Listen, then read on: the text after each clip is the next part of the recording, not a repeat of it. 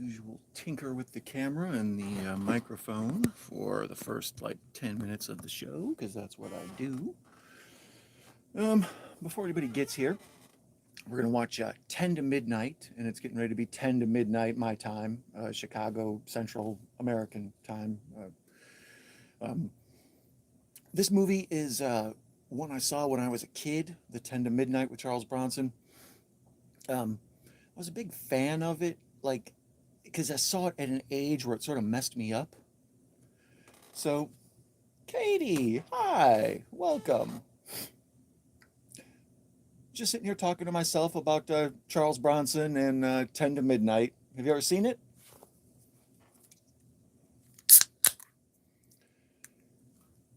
And for those of you wondering, I'm not starting the movie directly at 10 at midnight, but I wanted to start the stream at 10 to midnight at least, right? So we'll get settled in.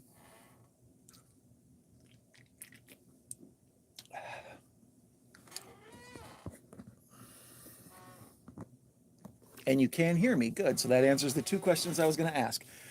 10 to Midnight is a movie I saw when I was a little kid. It's a serial killer movie. And Charles Bronson is a cop tracking down the serial killer.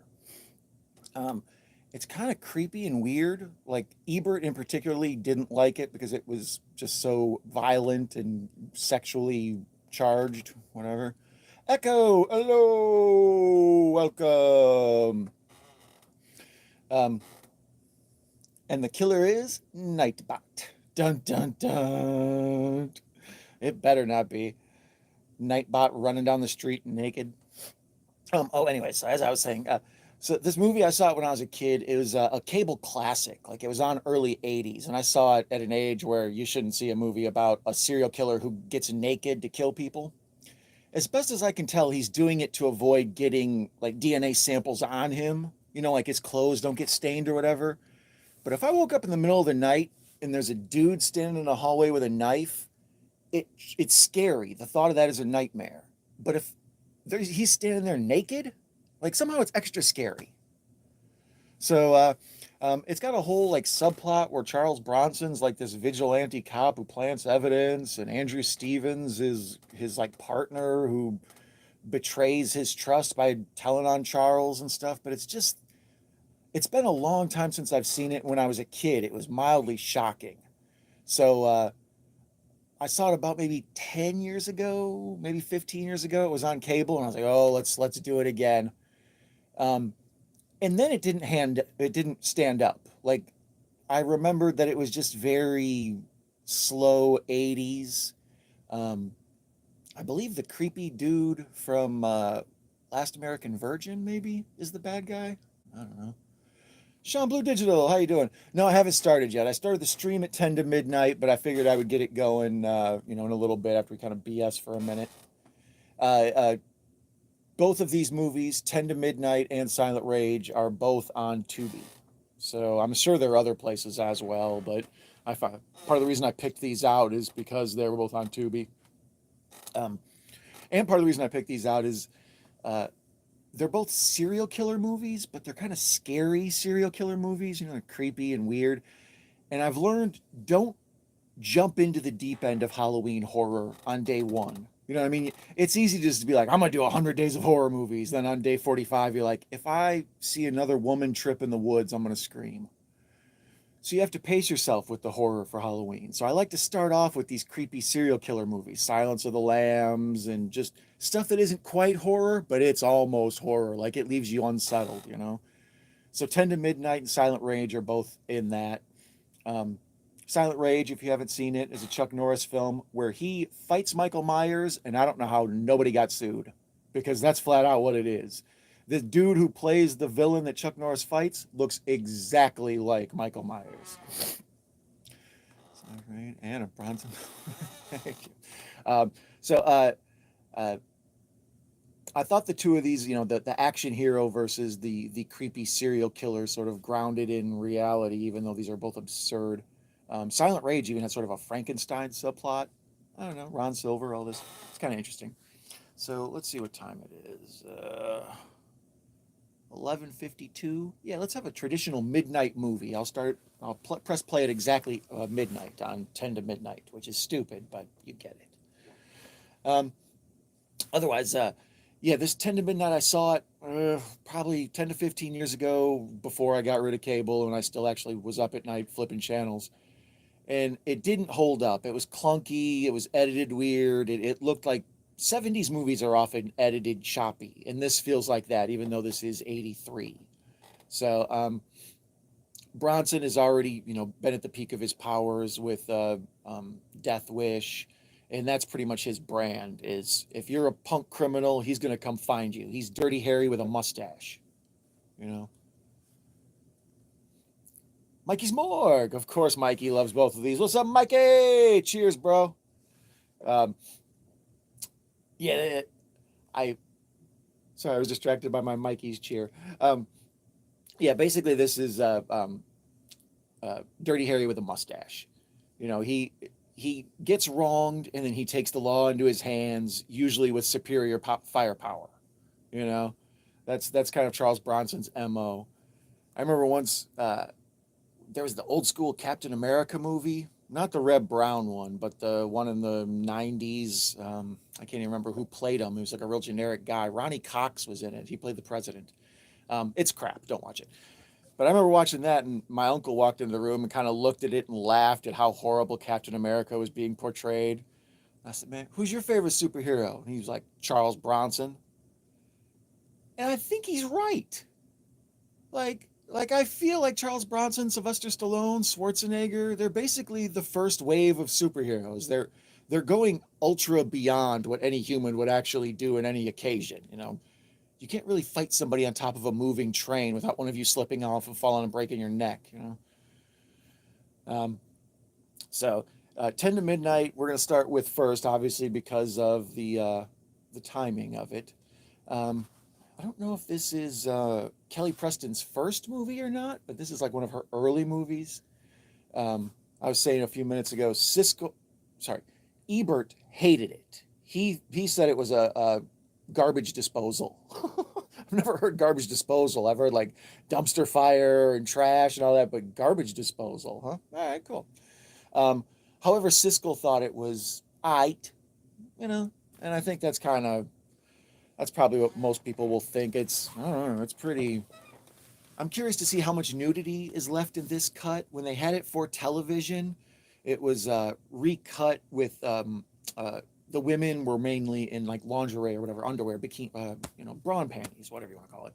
And I think old boy might have been wearing his tighty whities, but Hubert hated it. No, I know, I can't believe it either, right, Sean? Um, for those of you watching this the replay later on, I encourage you to open up the chat and watch the chat replay because I like to interact with these folks. They make it live. That's the whole midnight movie experience. It's you watch it with the audience. You kind of talk to the screen. Oh my goodness, can you believe this guy's making this decision? So the chat is key to all of this. I appreciate everyone in there very much. So yeah, let's see. We got 4 minutes left till midnight, and we'll kick it off. Everybody have a good day today. Everybody cool. Once again, this is on Tubi, both 10 to midnight and Silent Rage. Sorry I didn't get the links in there for them yet. I'll get to that later. I was just so happy I could make a thumbnail before I went live for once. This pop-up movie reviewing thing is harder than it looks. You got to just be totally spontaneous yet calculated. It's difficult. Mark says, hi, Mark. I'm glad you're okay. And did you get some cheesecake yet, Mark? There has never been a person who's not online, but adjacent to being online, that so many people are trying to get cheesecake for. It's touching. If I ever want to do a watch party with Sean, hell yeah, I want to do one. We'll trade. You come here and do one, and I'll go there and do one. We'll do a home and away, brother.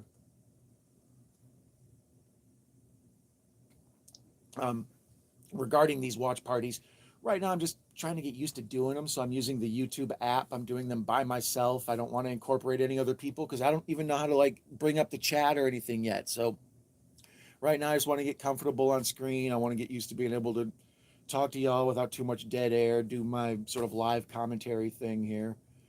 But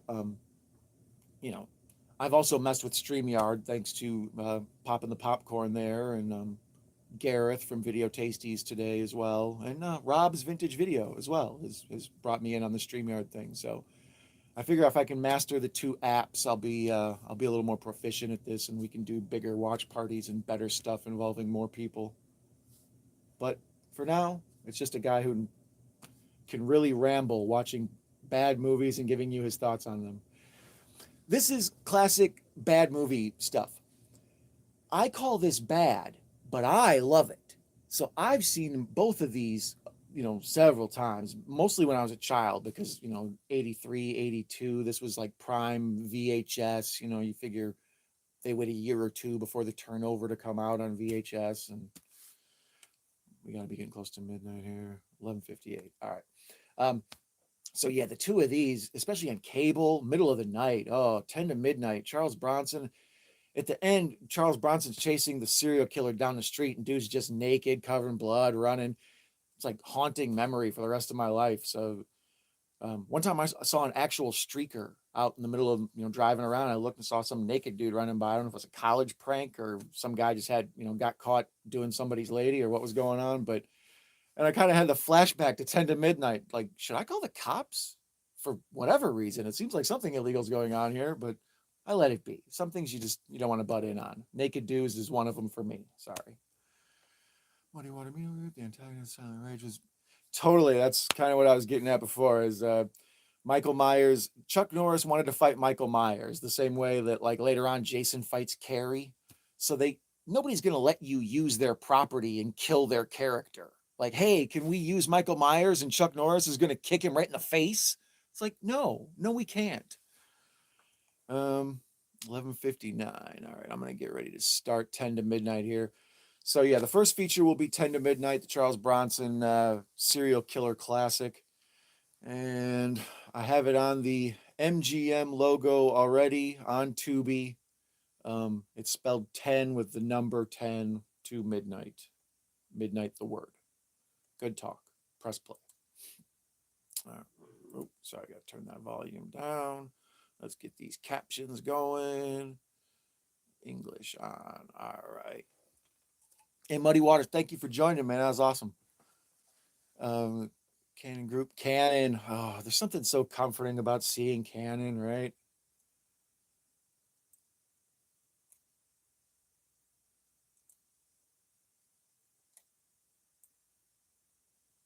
Here's Charles.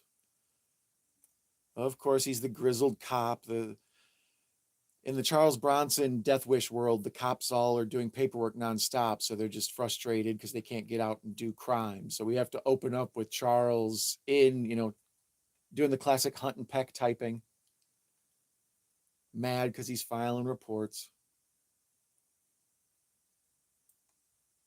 That's kind of one of the subtexts of this movie, I guess, is that the system is sort of broken because the cops are caught up in bureaucracy. So when Charles tries to, like, I don't know, plant evidence for the bad guy, he ends up being the bad guy, and that's wrong, man. It's like, no, dude, you're a dirty cop. Why are we rooting for a dirty cop as our hero? And it's like, because it's Charles Bronson. As soon as you see him, you're going to root for him. Look at him. Look at that mustache. Who's not going to root for me, punk? So yeah, this is following Death Wish. He's already established that this is his, kind of how he rolls. He's gonna take out the bad guy no matter what, and there's gonna be a big triumphant, big red Charles Bronson. It caught me off guard. I've never seen titles that big. They cut him off mid sentence to just slam his name right into your face.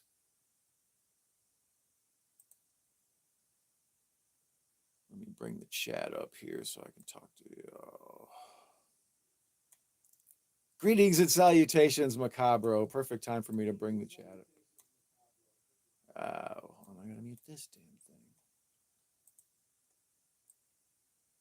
Oh, Carrie's here. Oh my God, Muddy Water. Yeah, this is much better. Mayan's here. I needed that. Yeah, thank you. That's much better. Now I can see you guys. Oh, Wilford Brimley's in this, guys. Andrew Stevens. That's what I was trying to think of, dude, earlier.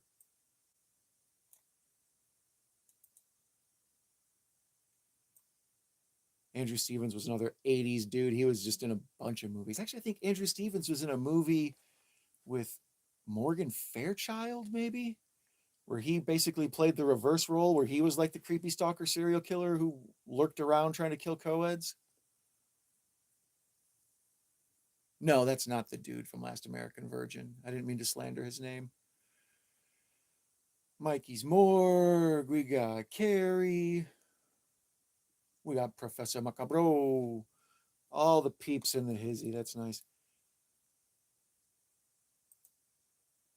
Yeah, I think this movie was inspired by America's fascination with Ted Bundy, because when Manson happened, there was a fascination with cults. Like, people were convinced that the hippies were out living out in, hidden away areas and having, cult meetings, and who knew when they were going to attack you and your family. And then after Ted Bundy got busted, it was like, wait a minute. And also maybe, oh God, the Night Stalker, the LA guy, they were both like relatively handsome, whatever. And that was part of the narrative to their weird serial killer story, that it was like, well, why are they out stalking women? Can't, it seems like they could meet them on their own. It's like, and that's what this movie kind of has. It shows him as being driven by being rejected by women. That's why all of his murders. What are you talking about, Carrie? Sorry, I got distracted by the chat. For a lot of fascination with Peggy and Kelly Bundy. I can't tell you. I gave Sean a timestamp. Oop, sorry. I think I bumped something with my hand there.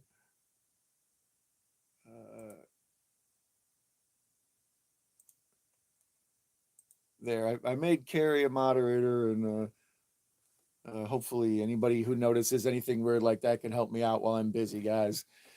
Sorry, Sean, that was an accident if I bumped you. Um, oh, anyways, yeah, this is one of the scenes I remember immediately. I didn't realize it was this soon in the movie. He goes to the theater, the serial killer does, and he meets these two girls. They're cute. He walks up behind them, and he's extra creepy. He's like invading their personal space, and he's making sure they notice him. He's trying to be like, all in their ear, hollering at them. So later on, he leaves the theater, takes off all his clothes in the bathroom of the theater, sneaks out the window, runs off and murders somebody, comes back, puts on his clothes, goes back to the theater, and he has an alibi because these women can verify they saw him there because he was such a memorable creep. What timestamp thing, Carrie? I missed it. I don't know what I saw. Hi, man. You get all the love.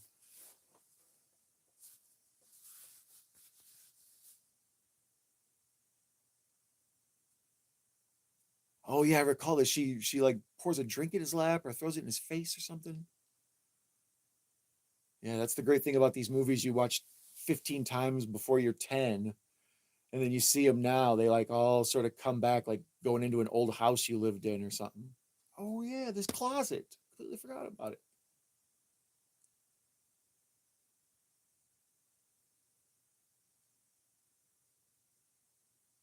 Oh, thank you, Carrie. I didn't know what you're talking about. I thought you were talking about a time step in the chat. I was like, I don't know, whatever time he posted last. Leave me alone.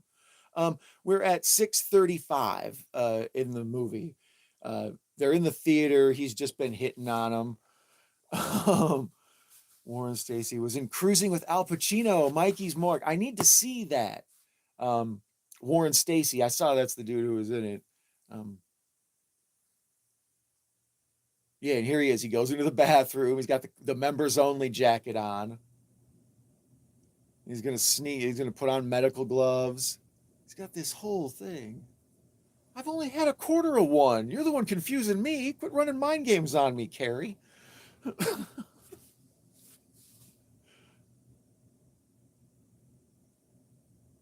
now he's sneaking out.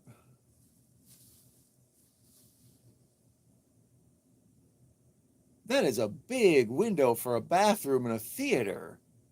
That's humongous. You could sneak all your friends in there, buy one ticket for a movie and just let the whole class in.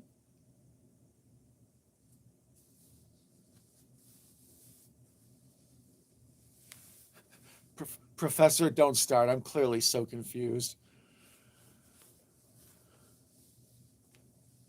You're on time now, Sean. Good. Oh, don't tell me. He's getting ready to creep on these two co-eds, or sorry, this young woman and this dude getting it on. He's all butt naked, holding a knife. It's so ridiculous. I, I'm sure it must just prey on some sort of like underlying homophobia or something, but just the naked dude makes me extra like, get the hell away from me, guy. Like, I don't know.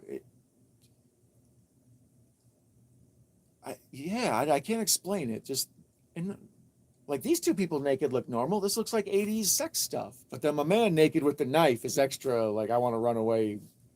He's scarier to me than Jason for sure. So holy cow, he stabbed old buddy a lot. And then she runs away naked, Friday the 13th style. She's just running in a circle, bouncing. Totally macabre. It's not the knife that's scary. I mean, the knife is scary. It's very OJ Simpson. But just, I don't want the last thing I see is just some dude covered in my blood with a big, erect wang. Like, I don't know, it's all terrifying to me. Get a gimmick, buddy. This is my gimmick. And it's terrifying. I'm the scariest of them all. I'm pretty sure when he pulled up, I need to see again. I think he had a Volkswagen Bug, which is what Ted Bundy drove.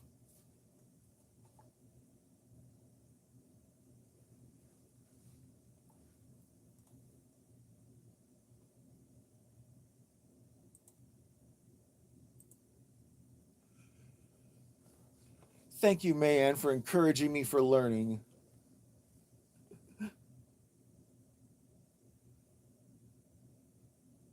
Well, see, oh, yeah, he stabbed old girl. Pretty brutal.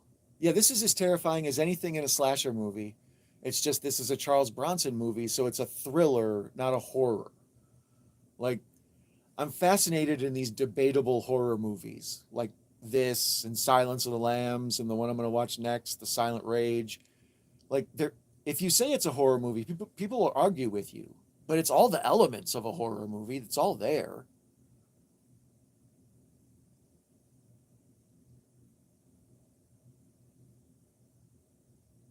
Is Carrie making fun of my speech impediment?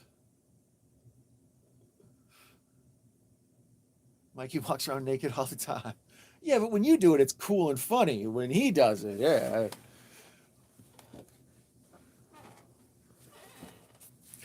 And there he goes back in the giant, ridiculous, oversized window, and he's in the bathroom putting on his ditching out his bloody gloves.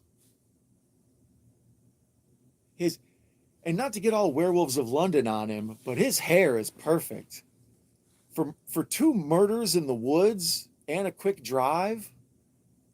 Yeah, it's not a hair out of place. It's all feathered and lovely.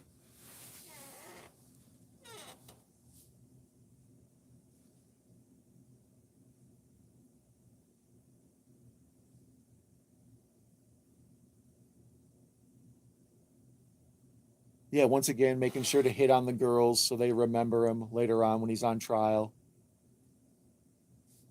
Yes, Life Force is awesome.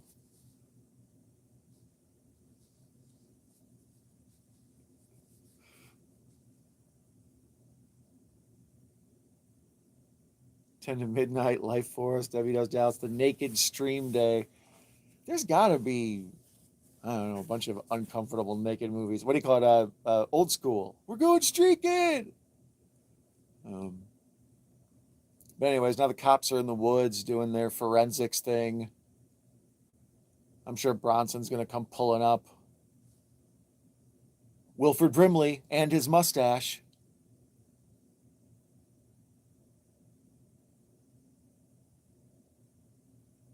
Society is a good one for naked stream day.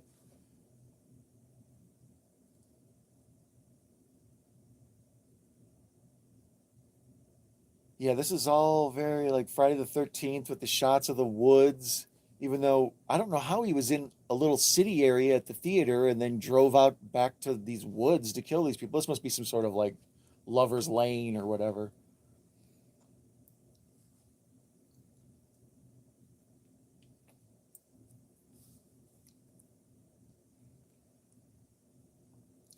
Charles Bronson has the 1980s like wool tie.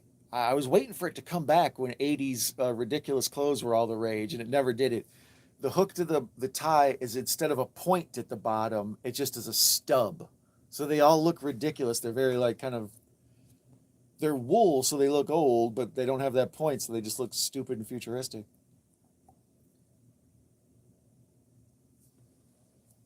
See, you guys got too much naked talk, and so I had to move on to fashion talk. That's what happens. So right now we got Wilford Brimley, Charles Bronson, and Andrew Stevens, and it's like the three amigos. What crime can't these three solve?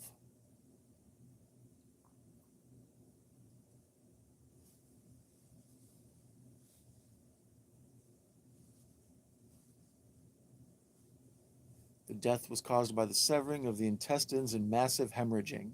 Thanks. You think maybe those stab wounds would have tipped us off? What kind of coroner are you? I am keeping it classy. Thank you, May. I got very uncomfortable with all this naked talk, but it had to be said. That's the key to this movie. The naked killer is what makes it. That's what you'll always remember about the differentiation between this and all other movies that rip this off. It's like, dude was naked. Oh, weird.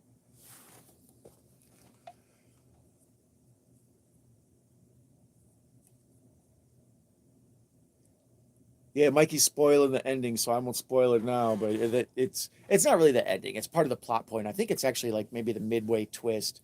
Is yeah, Bronson. This is all very O.J. Simpson before O.J. Simpson. Like there's the planted evidence thing, and there's the dirty cop stuff. But then the dude clearly did it, and when they show the violence, it's all just so extra stabby and gross. There's almost something like cowardly about shooting someone, but when you stab someone, it's so personal. You got to be extra crazy to be that violent and wild. I don't know. It's part of the reason it makes it so uncomfortable. Oh, jeez. May and Carrie are putting on their own two-woman comedy act on the live chat. It's. I'm hoping that they get signed to a sitcom before this stream is over. A nice shot.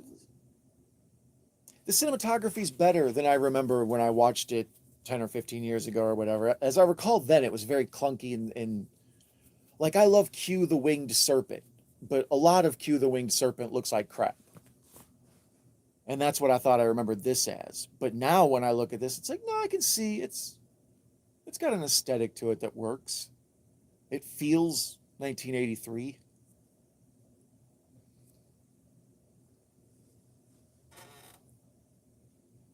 The spicier version of the Golden Girls. Exactly. That was exactly the show I was going to pitch for you two.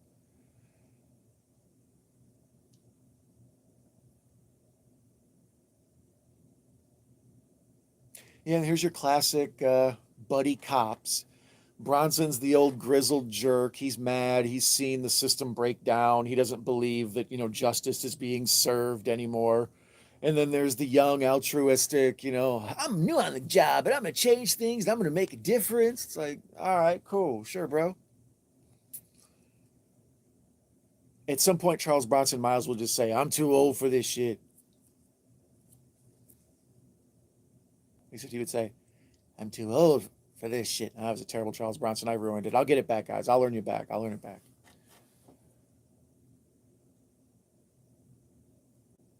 Just driving around, bonding. It's good for buddy cop movies. They need to do that. What do we got going on? The chat's living it up. Much better. much spicier content in the chat than what's going on the screen, and there's already been 2 or 3 naked boobs. I got to do the Joe Bob. I got to keep track of boobs. I got to keep track of how much kung fu. We got mustache foo. We got wool tie foo. We got Andrew Stevenson foo. Don, you're like 28. Yup.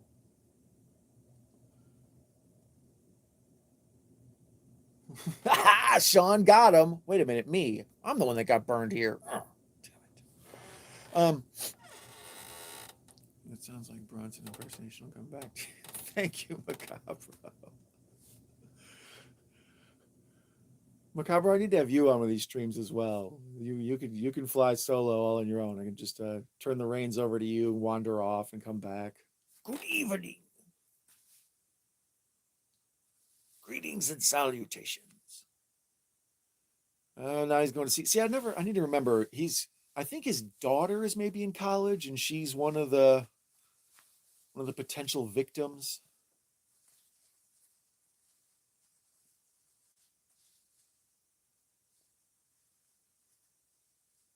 And it looks to me, I can't totally tell. It looks to me like the set he's at looks like the LA set that they use in Big Lebowski.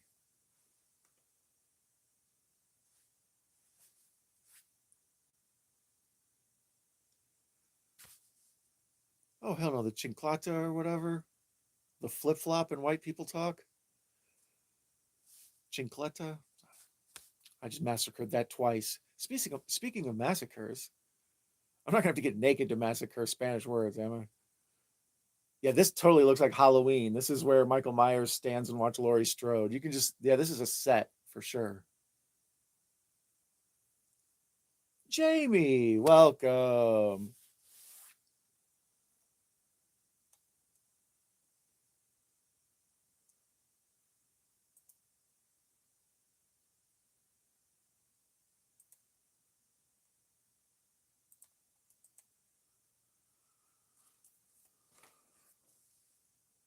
So now Bronson's interviewing the young college girls, trying to figure out where the heck.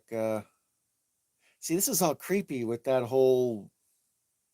What the hell was it? Idaho or whatever, the murder that just happened with that college with those girls. This is all that. It's just.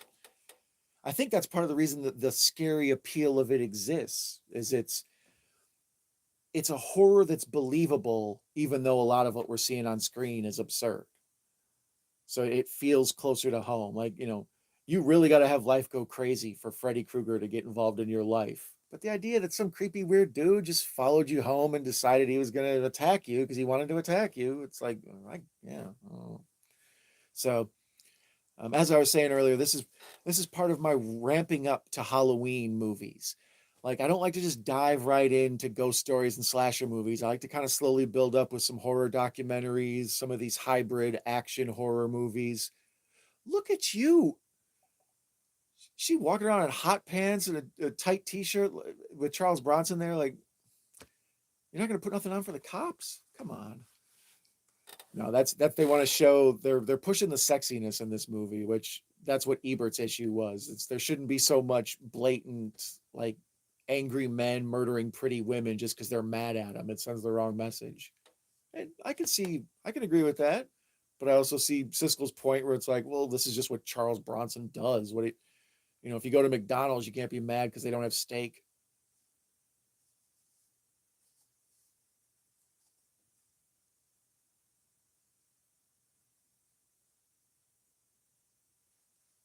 Charles Bronson deep in thought at the funeral.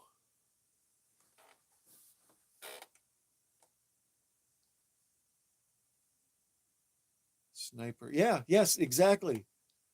That's actually, I don't know, this is kind of a half a spoiler, but it blew my mind when I saw Terrifier. This is in the midpoint of Terrifier, so if you're someone who doesn't want to hear a spoiler for Terrifier, you're not going to miss too much. But at one point in that first Terrifier, when he's doing horror movie slasher guy stuff, and then she does whatever and is getting ready to get away, and he pulls out a pistol and shoots her. it blew my mind because I was like, he's not allowed to do that. He broke the rules. There's something about the real life awfulness of shooting that brought Terrifier into the real world for a second. Like, whoa, you're not allowed to do that, even though shootings are way more common than a killer clown who kidnaps you and takes you to a torture dungeon. At least I hope so. Jamie says this is her favorite Bronson movie. Did you see this on cable a bunch, Jamie? That was this was all over the place on cable.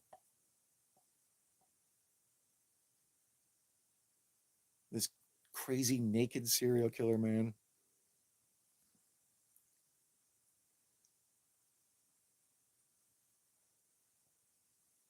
Yeah, shout out to Echo Zero for the epic cookout. HBO in the early '80s. Yep, Jamie. Cheers. That's me too. The I was trying to explain earlier how it's just this is even Wikipedia calls it a cult classic because it's not really highly rated. Most people actually even give it a thumbs down, but it's memorable. Like once you see it, it's just so bizarre and it's a Ted Bundy. And it's really close to the Ted Bundy happened. It's 83. Bundy happens in what, late 70s, early 80s through the trials and stuff. So this is pretty tacky to put out at this time. Um, I'm like I said, I'm pretty sure he was driving a Volkswagen Bug before. Let me see. Here he's getting into his car. Show me the wide shot.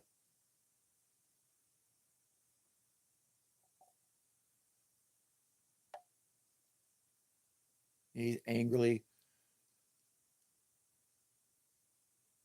I like the good close up of him clenching his jaw. That's good cinematography. It shows he's got issues.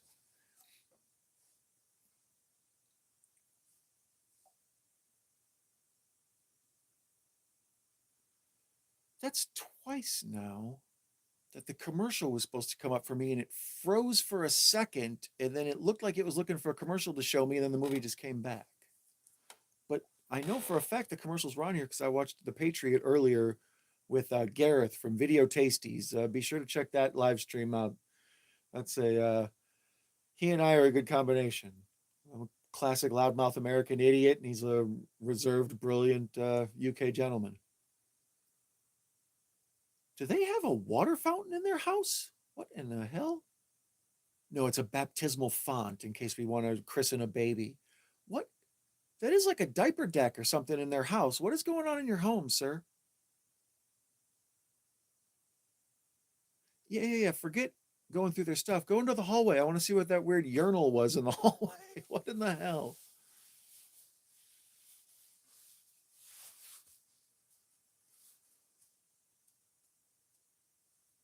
Well, thank you for noticing, Sean. I'm working on it. I saw you've been on the rise too. You hustle, man. You with the live streams, you stay at it. You put out a consistent good show for people. Now he's picking out the best knife to stab somebody with. That's mean that he's picking out your own knife. Oh, he's getting it ready, breaking in. Gotcha.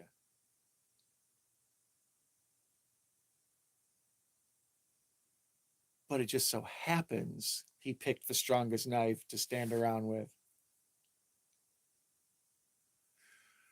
Thank you for being such a good moderator, Carrie.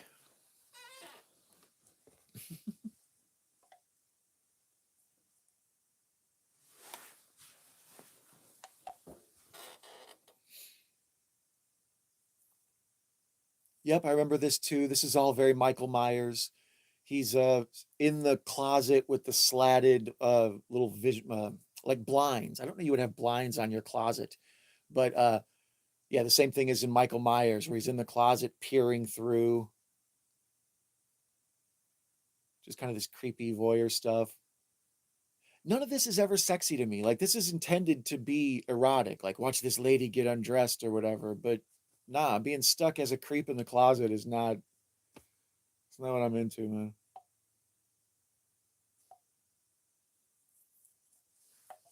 Uh-oh. Oh, she's gonna open the closet. Are we gonna get saved by the phone?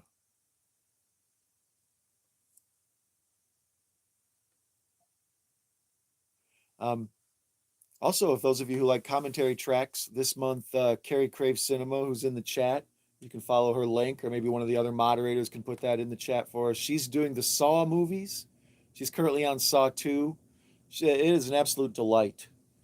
Me, I'm kind of a curmudgeonly folk who just complains about how movies nowadays aren't as good as these movies back in the 80s. But she's got such a bright outlook on everything. Even the Saw movies are just wonderful to hear through her eyes. She gets frustrated with the characters and stuff. It's great.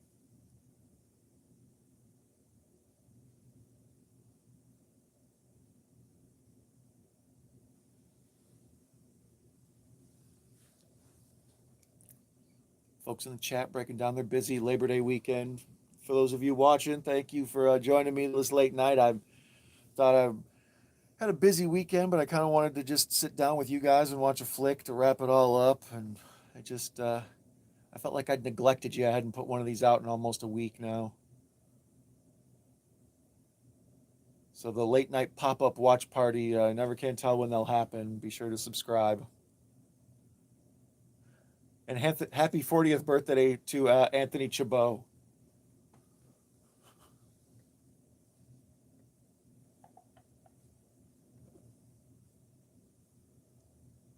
Oh, and while six of you are here, we need to have a talk. The man's name is Jinja Ninja, not Ginja Ninja. Would you quit doing my man a disservice? Every time I hear it, I'm like, that poor guy. He says it at the beginning of every video. Oh, hey, mate, it's Ginja Ninja. That was the worst Australian accent ever. I got a barrel Charles Bronson. I got an Australian accent. But the man is Jinja Ninja. Be nice to my guy.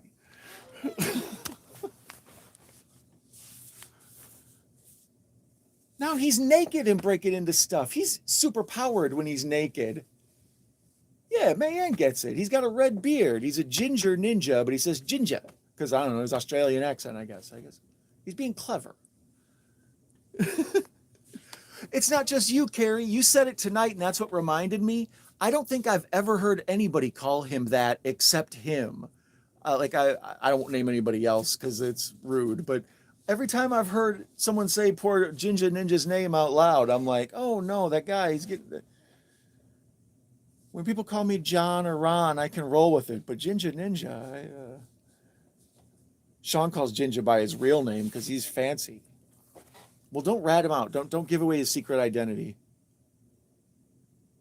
There's that guy. What is his name? Damn it! This is the second movie.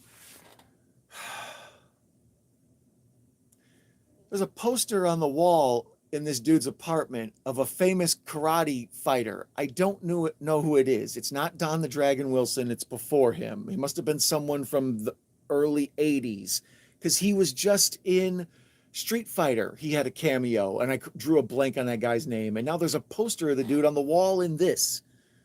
So I've watched 5 movies, and this dude has turned up in 2 of them, and I don't know his name.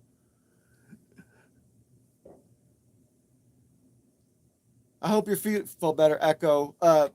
What I would do, take a bottle of water and put it in the freezer, and then when it's frozen, put it on the ground and roll your feet on it like Die Hard. It'll both make the arches kind of massaged and it'll take the swelling down.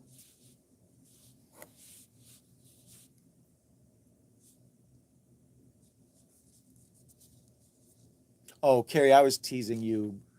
But like I said, I don't know if I've ever heard anybody say it right. Every time I've heard somebody say his name, that's why I said it. And I was like, I got to stand up for my guy. Now watch, he'll probably contact me and be like, look, I like that it was Ginja. You're ruining this for me. Sorry.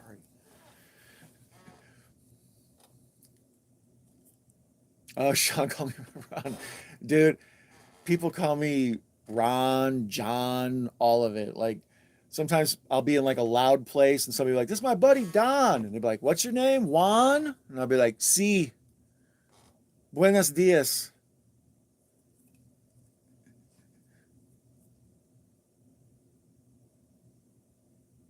I'm still not feeling confident in my Charles Bronson. Every time I feel like I'm getting ready to do it, it's like walking out onto the edge of the diving board. Then I just walk back. It's like, no, I can't do it, punk. Nope. See, no, it's terrible.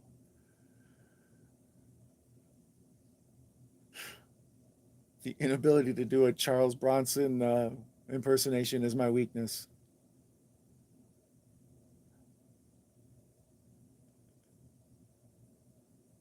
Mayan, the timestamp is 32:30.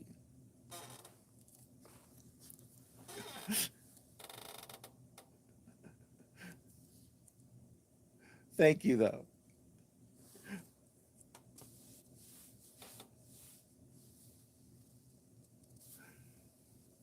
To be honest, Sean, I think your name Sean is the proper way. Every time I see Shawn, I feel like somebody phonetically changed it to make it easier for people. So you're the real Sean.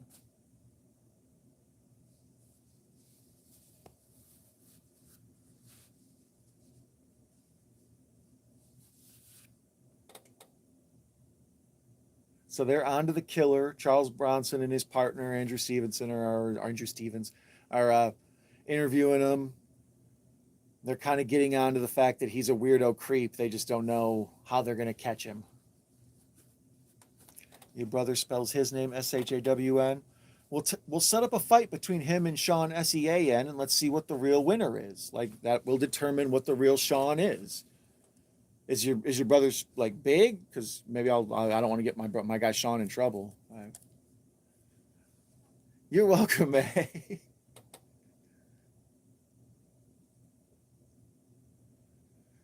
Give it an A minus. So now they're talking about how the serial killer has a fascination with bullfighting. Okay, he is big. Never mind, Sean. You don't have to fight him. We'll concede this fight, man. I don't want to. Oh, Carrie wants to get into this many spellings of a name thing. You know who I feel bad for is Kirsten, our friend who's in the chat often, and everybody calls her Kristen. I even accidentally typed Kristen one time, and after I hit send, I was like, no, oh, that poor woman. So I feel bad for her. Shout out to Kirsten.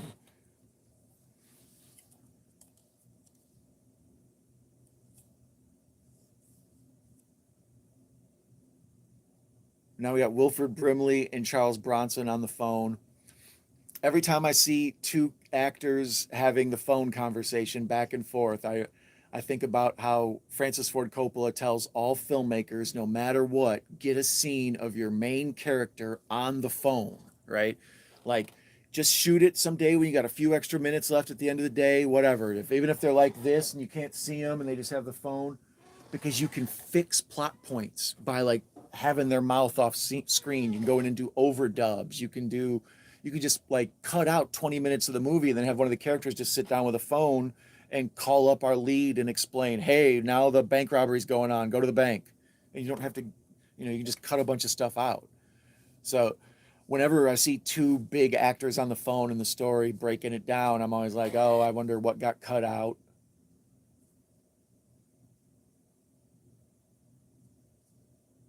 So we are at the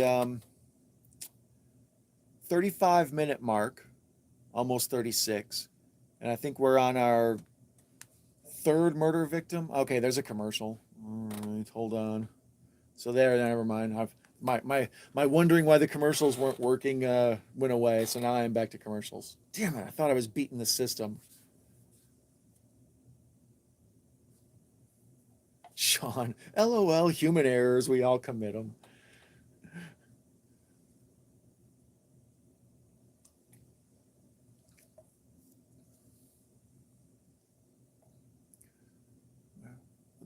Echo's real name is Patrick. Yeah, that's his. Has a secret hidden name. No one ever calls him this. Mayan says it's on Prime. Is it on Prime with commercials or is it regular, like on Freevee or whatever? There we go. Now we're back going. So I'm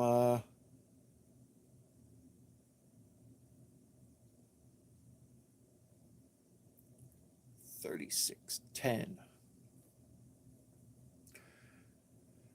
Well, of course, Prime has no commercials, but they're also a through channel for hubs like Freevee and Pluto. Must I explain to you the hierarchy of streaming that I don't know and I would totally have to make up and pull out of my butt on the spot, but I would. Um, no, I would switch over, but she is a mod with sass. I would switch over, but I'm already riding out this Tubi thing. If you want to check and see if Silent Rage is on Amazon for with no commercials, you might be able to make this second double feature go a little faster.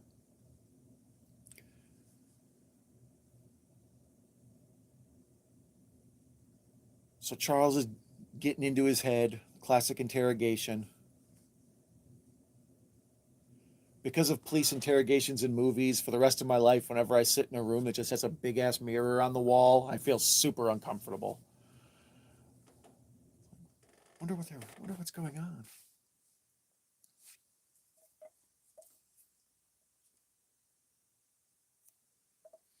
May is a stellar mod. She's going above and beyond to check to see if it's on Prime.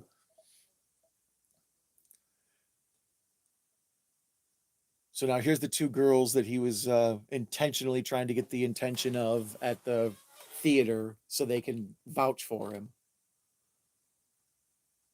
Very clever. We filled up a whole almost 40 minutes of time plot with one major murder. Okay, so Silent Rage is only Tubi. All right.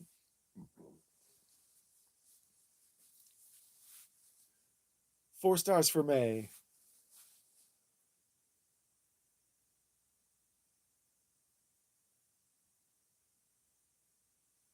Don't get me started on the whole 4-star, 5-star thing. My whole life it was 4 stars, and then out of nowhere one day they were just like 5 stars, and now we all have to go by the 5-star scale. And I'll accidentally say 4 stars or something, and people want to have an argument about what stars we're using. It's like, oh man, this got out of hand. I was on the AAA 4-star general scale.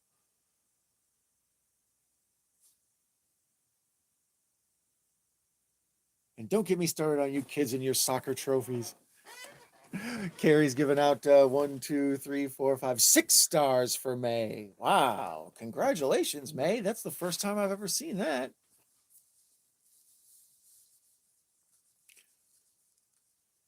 Now Echo's explaining the multiple timelines.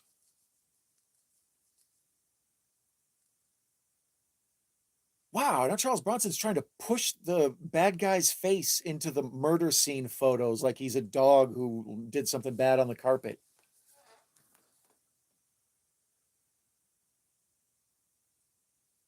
Okay, so right now we had a room with 7 dudes, and 4 of them had mustaches. That's a good dude to mustache ratio.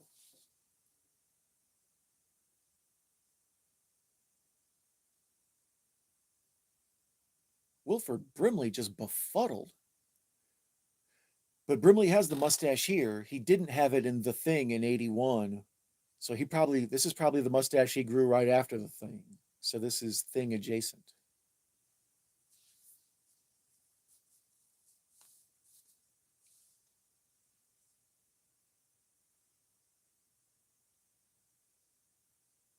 So now they know that the bad guy has done it. They just can't prove it, by gosh.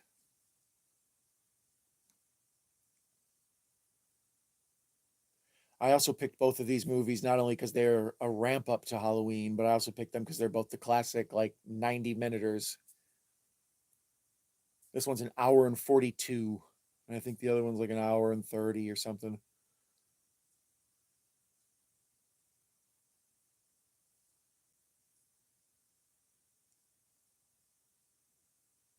Yeah, so this is Bronson's daughter. Yep, and that's who is she? She's in everything in the 80s too.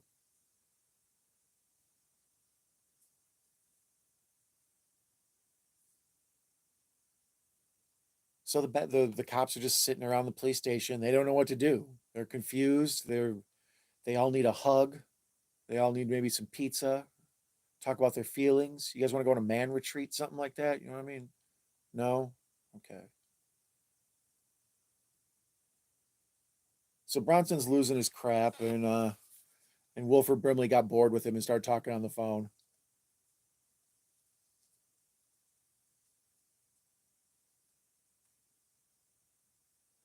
I like the idea of Wilford Brimley as the police like chief or captain or whatever. He's the good angry police captain. He's not like the guy in Beverly Hills Cop who's just blowing his top and then they bring him back in.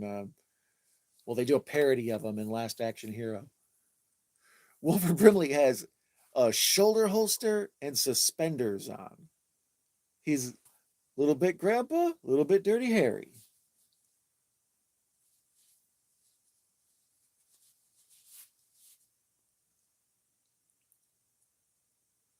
Now they're recommending movies in the chat. I don't make sure no one watches, what is it, Amazing Bulk? That's Echo's always pushing Amazing Bulk.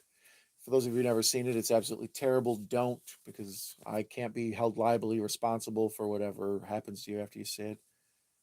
They are recommending Army of Darkness, which all people should see. If you haven't seen Army of Darkness, be sure to check that out. Bruce Campbell, the third film in the Evil Dead series. So Charles Bronson's daughter is some sort of nurse, it looks like.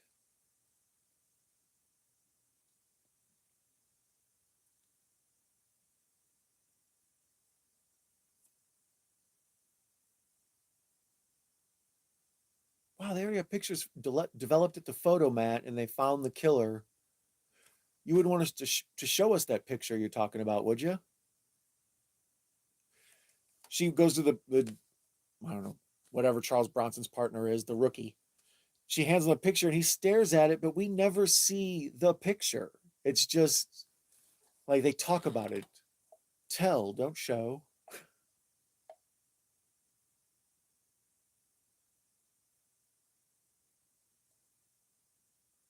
I think this was also kind of a hodgepodge of killers. I think Richard Speck has probably happened at this point. And this is mainly Ted Bundy, though. You can just tell by all of it. Just the handsome killer and the driving the VW Beetle or whatever he drives. The bug, I think.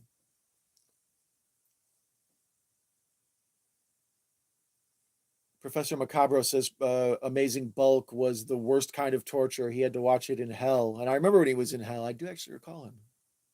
Not many people, not many reviewers will go to hell and review a movie and let you know what's going on there. So that's the benefit of Professor Macabro. I recommend you follow him. He's every time there's a Macabro video, I'm happy.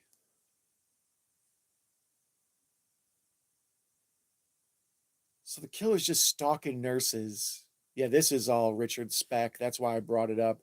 Richard Speck was like this crazy serial killer in Chicago who stalked some nurses, a gaggle of them, like this dude is doing, and then like basically did a home invasion thing and murdered them one at a time. It's brutal. Um, so this is all just extra tacky. This is like a hodgepodge of because when they made that oh god, what's her name? Gabby Petito, when she got killed, they made a movie, a documentary and a movie right away, of course. And it's just so tacky to like pounce on that money right away. Like if you let 10 years go by, suddenly your serial killer movie is like, historical movie.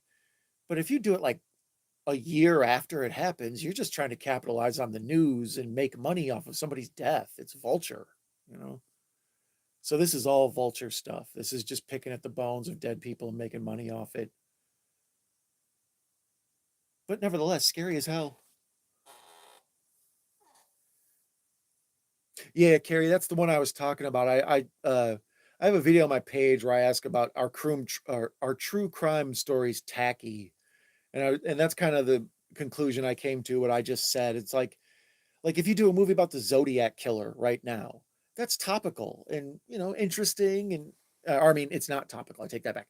It's historical and it's like they kind of tell people a story that maybe they've never heard about and folks will be like, oh, I didn't know that's what happened and stuff. But when you jump on the Gabby Petito money, you're taking advantage of all the news and stuff that's in people's minds. You're using it as like free advertising, you know.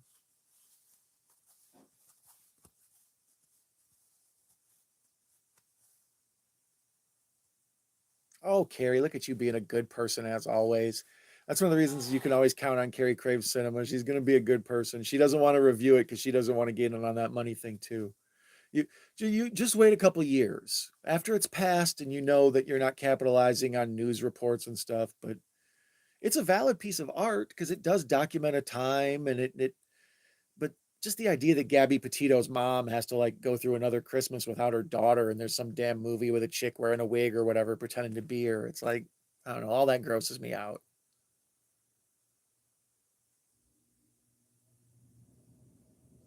So Charles is taking his daughter to a nice meal at the hospital cafeteria.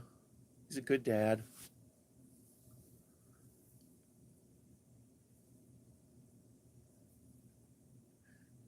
Professor wants to would like you to sub because he wants to print business cards that say, "Hello, I am Professor Macabro, popular YouTuber." Oh, Carrie shares the same birthday as Gabby Petito. That's extra sad. She had a rough go of it because people kind of like we were all on lockdown, so any news was 10 times bigger than regular news because there's just people were at home waiting for something. So this thing happened while we were locked down and folks were piqued interest and there was the whole tie-in with her being an influencer. I don't know how many followers you have to be an influencer, but that's what they called her. So I don't know. I just feel like folks took a lot of her they had a national she got popular because of the murder, and then we had a national argument about whether or not we should have this like missing white girl syndrome and all that stuff that was on the news. And that's when I first started to actually feel bad for Gabby. It was all sort of macabre and interesting until we had to bring politics into it.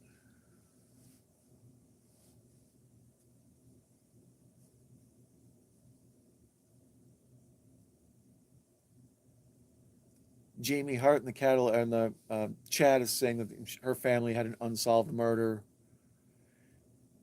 Yeah, that's what I mean.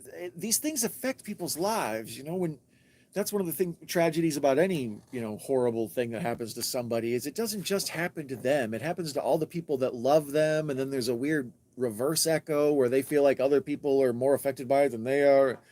It messes with everybody. Just the cycle of violence that ripples out into folks when terrible things happen just is it's sad. Like that's one of the things I always think about is after horror movies, like the people in the horror movie, like how long when they go back to real life before people quit asking them about that time they were attacked by the giant man in the woods with the chainsaw or whatever? Like, yeah, that's what Jamie's saying is it tears your family apart. I imagine every final girl in a horror movie would probably have to do time like in a mental home or at least have serious therapy. Just yeah, violence. People act like it's just what you do because that's how you treat people. You show them who's boss. It's like nah, violence is terrible. It affects everybody. Tears apart the fabric of humanity.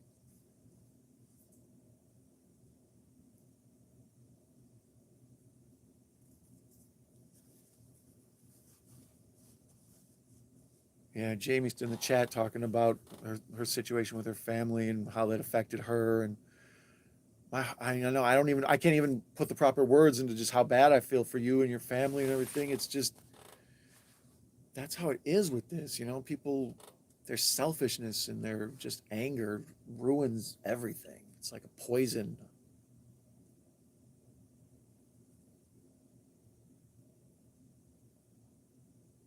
Yeah, and this is all very like I was saying, they're capitalizing on mainly Charles Manson, but to a certain extent Richard Speck with these nurses. And earlier I was maybe thinking a little bit the Night Stalker, Richard Ramirez, was that his name? I think. As you can tell, I like to watch a good serial killer documentary when I'm going to bed. They're always the the somber tone of the narrators, or like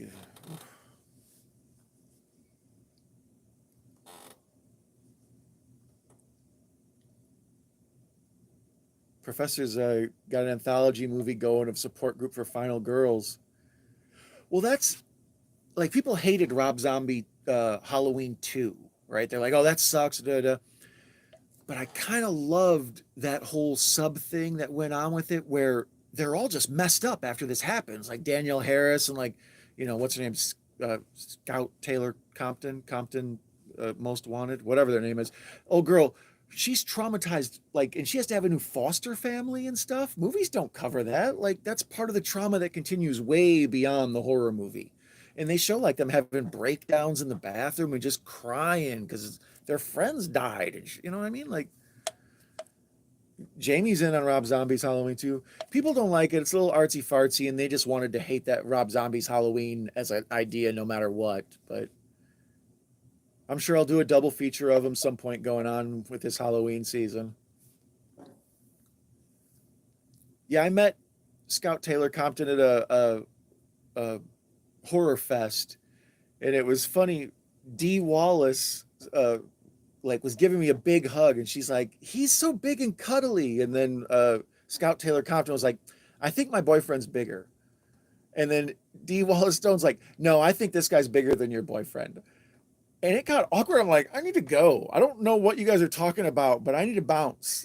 Like, so there's like a picture of me like kind of like standing with Scout Taylor Compton, and she's like kind of hugging me, but you can see her like trying to stand up as straight as possible. Like, I don't know, just supporting her boyfriend from afar, I guess.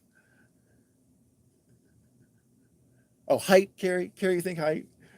Well, I know they were talking about height because first D was like, I think he's as big as Tyler Maine, the guy that played uh, um, Michael Myers, and D Wallace is super tiny, yes. Um, so the two of them were just kind of making small talk about my height because I mean, what else are you gonna make small talk about in a Wisconsin, horror fest? And yeah, that conversation just got real weird. Even a friend of mine who was with was kind of standing by on the sideline, like, I don't know what was going on there.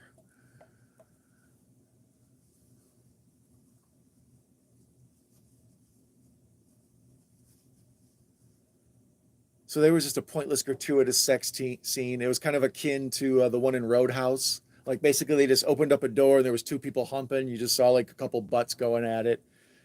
It was like, well, we haven't had anything sexy happen in a while. Let's throw some butts on screen.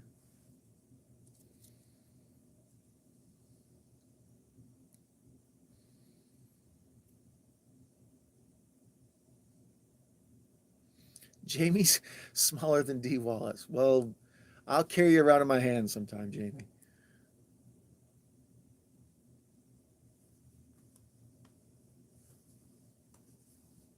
Sean's back with his catchphrase: "People, we all have our imperfections."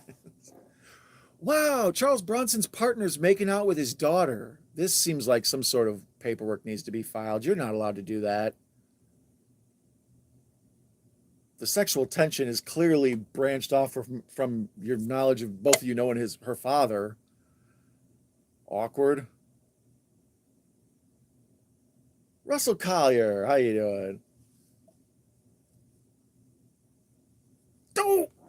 Macabro says there's no such thing as a pointless sex scene. They all help to flesh out the plot.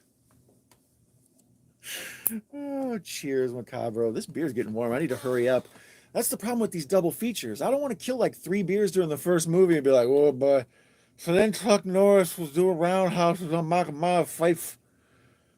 So yeah, these first one is pretty much just kind of a slowly nurse my beer.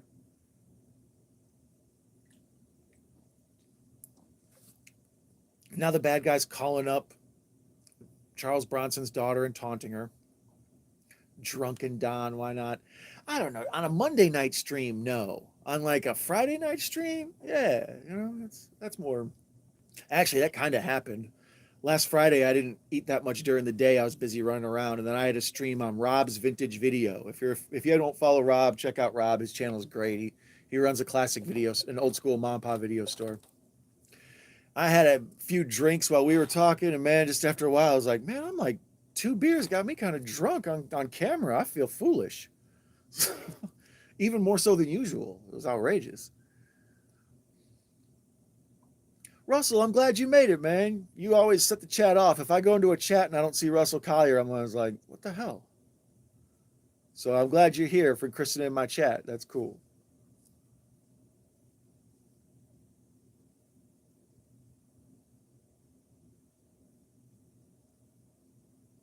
You didn't tell her this was the guy we were after? That's still no. My Charles Bronson's terrible, man. How far are we into this? I'm at 56:10, and I still am not any better at doing a Charles Bronson impersonation.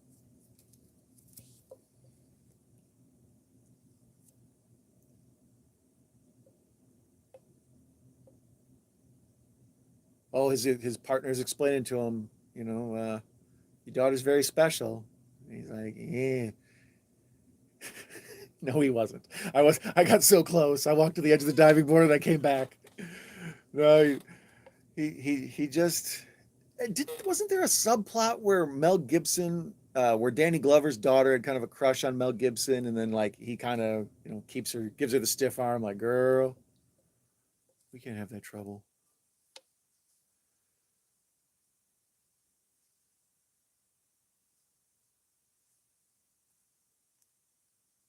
Yeah, that's kind of what I was thinking. Sean Blue Digital often does a stream on Friday nights, or maybe he regularly does it now. That's why I've been catching him lately. After I leave Rob's stream, I check in on Sean. I know Karen from Ocean Chicks. She does some stuff, or at least last Friday she does some stuff. So yeah, I think that's what I was thinking, like kind of a late night Friday deal. That's part of the reason I like this shift, the past midnight one. Most folks really would have a bunch of eyes on them, and I feel like Night Owl Don should, nothing wrong with being up this late. And if folks want to dip out, it doesn't hurt my feelings. It's like they have to go to bed, So if they leave at 4 in the afternoon, it's because there was something more interesting going on. If they leave now, it's just life. The system is set up. You were inadvertently. No, I wasn't inadvertently talking about Lethal Weapon. I was trying to figure out the plot lines of like buddy cops and the daughter, and I was trying to figure out like if that was a trope or not. Everything has a point, Carrie. It's just most of it's confusing. You have to. I'll draw a big cluster diagram later and make sense of it for you. But every now and then I'm distracted by the chat as well, so I get deep into thought, and then next thing you know, yes, easily confused. What were we talking about now?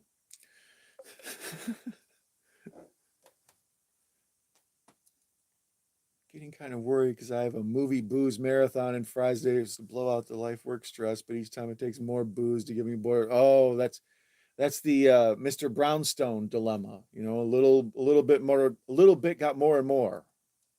Whatever. I'm not going to try to unravel that at this stage of night.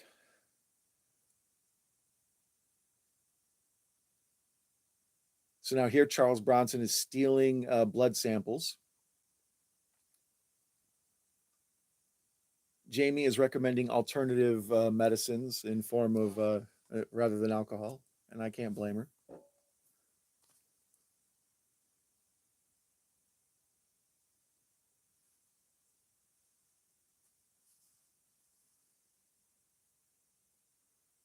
I don't know. There's something so weird. Charles Bronson has moved into like kind of a grandfatherly phase in this. He keeps wearing like sweaters and stuff. Like he's almost. Yeah, I don't.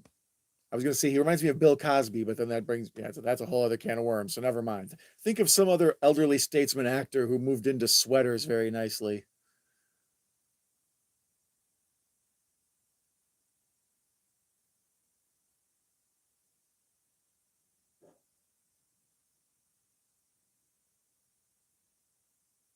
Yeah, I don't know. Bronson's. I'm trying to think of what he did after this. He did Death Wish 3, but that's like closer to the 90s. Um, oh, hit a commercial.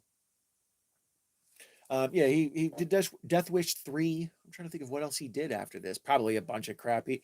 He's just like Chuck Norris, just like Steven Seagal, just like all the second tier action stars that you can build a franchise or a movie around.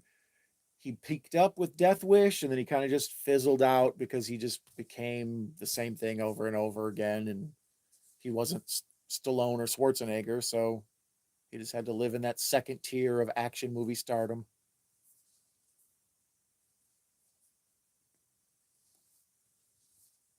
Oh, they're getting hyped for pumpkin spice season. Yeah. I was deciding today, Labor Day. I feel like I can go ahead and decorate for Halloween starting tomorrow. Like, I think it's reasonable. Prior to Labor Day, but post Labor Day, it feels fallish. Like I don't. I think if I started putting stuff up slowly but surely, maybe if I like did a slow rollout over like the next week, I don't think anybody would notice or trip.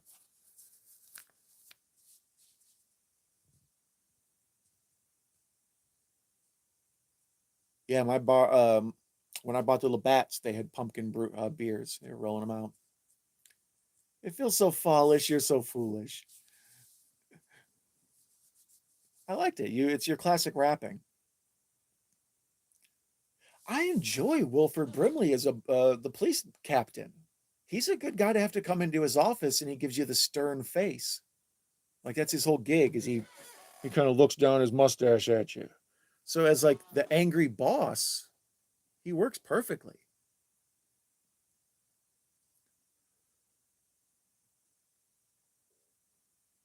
Yeah, this killer, he's got just a creepy prick look to him. He's got resting Patrick Bateman face.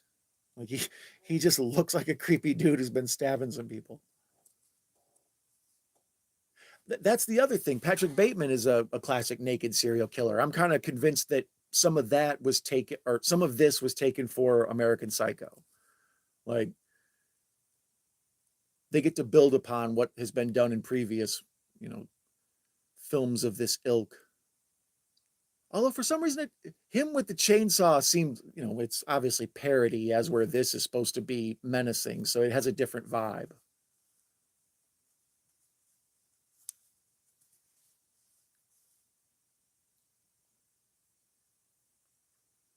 Sean loves everything pumpkin. Carrie's got weather. Let's turn it into the news. Oh hell yeah!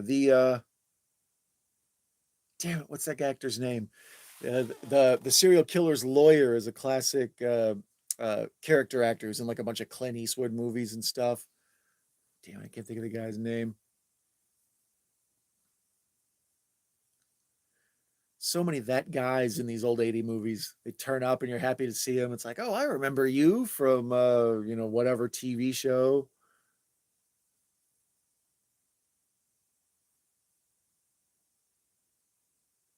Bronson's mustache is relatively weak in this. Like I always think of Bronson as having a strong mustache, but it's almost pencil thin. It's bordering on Vincent Price.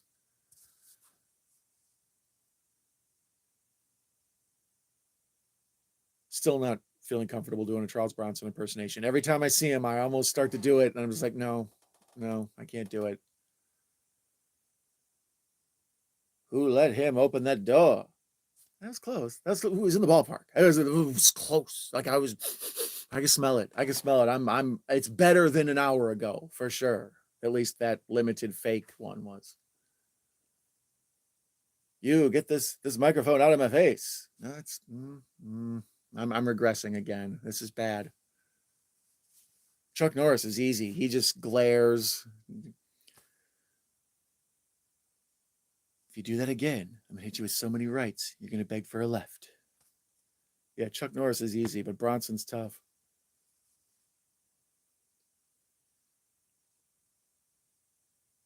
Angry press corps. They're all so proud of Charles Bronson for framing old buddy.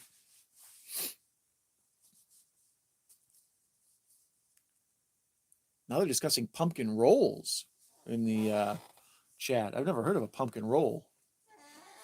It sounds like a term of affection. Like, good morning, my little pumpkin roll.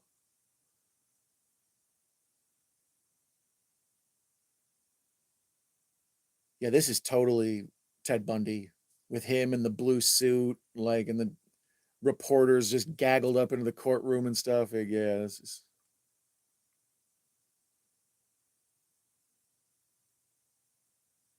Pumpkin rolls are basically pumpkin pie rolled with cream cheese. Woo. Word up.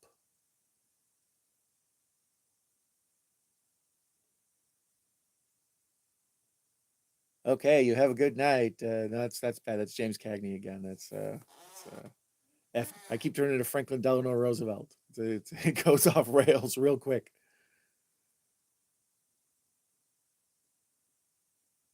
So Charles Bronson and his daughter are leaving the courthouse, but we know that there's gonna have to be a reveal.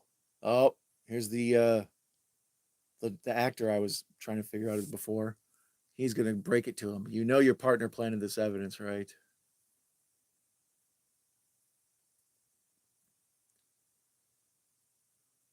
So Andrew Stevens is giving this guy the earful, and they're going back and forth. He's your classic cheap lawyer. Can't comb his hair, can't really get his tie straight.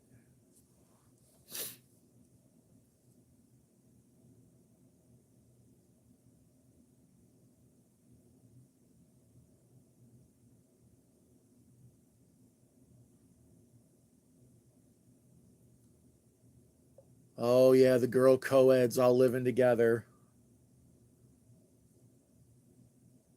Yeah, this is all creepy Richard Speck stuff.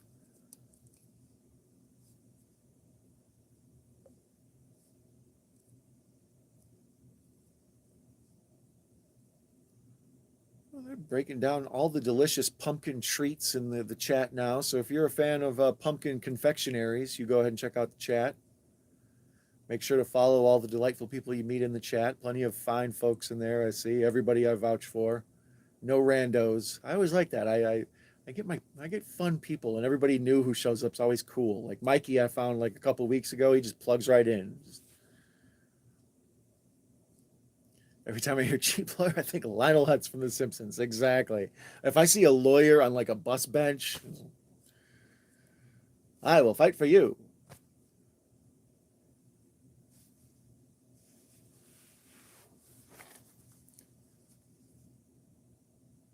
So now Andrew Stevens is kind of romancing Bronson's daughter.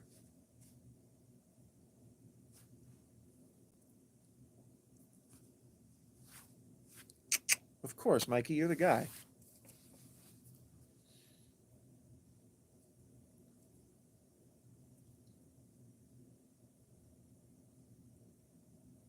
Man's getting hungry talking about this pumpkin spice stuff. I don't blame her. Ah, 1983, when you could just smoke in a computer lab. Hey, man, we're in a basement. There's no windows down here. It's going to smell like cigarettes for a decade. Would you not?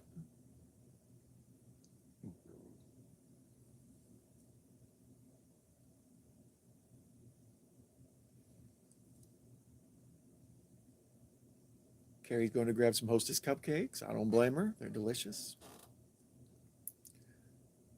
Not sponsored by Hostess. Although, if Hostess, you'd like to contact me and sponsor these chats, let's go right ahead.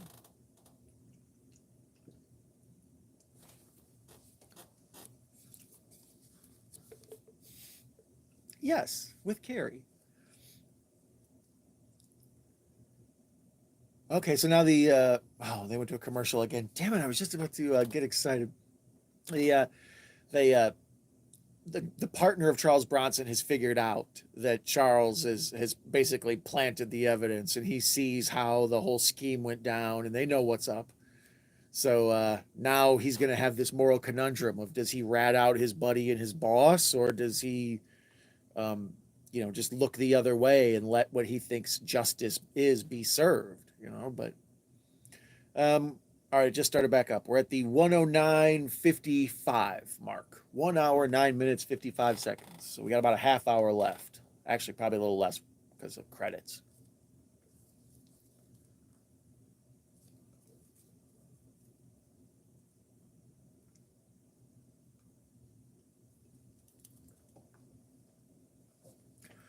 Indistinct chatter. I was explaining on a previous chat, I'm not normally a captions guy. Like, I like captions, especially for this. I mean, I have to have them on because I can have the noise blaring and ruining my stream and all that. But when I watch movies for the first time, I don't like the captions at the bottom because I'm supposed to soak up the photography, and I can't look at the people in the background or notice what special things are going on in the scene if I'm reading, right? So for first time especially, I prefer no captions. But since I've been doing these streams and a few other things, I noticed captions have awesome little music cues, and it makes me laugh every time. It'll say like dramatic music or somber music or exciting music, and every time it comes on, I kind of feel like, okay, now I'm excited. You're right, that's works. All I need is just a little parenthetical to let me know. Be excited. Be sad.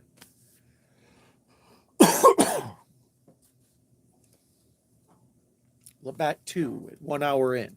At a 3 hour marathon, 3 beers. That's not, I think I'm pacing myself well. I still don't have any pumpkin rolls though, damn it.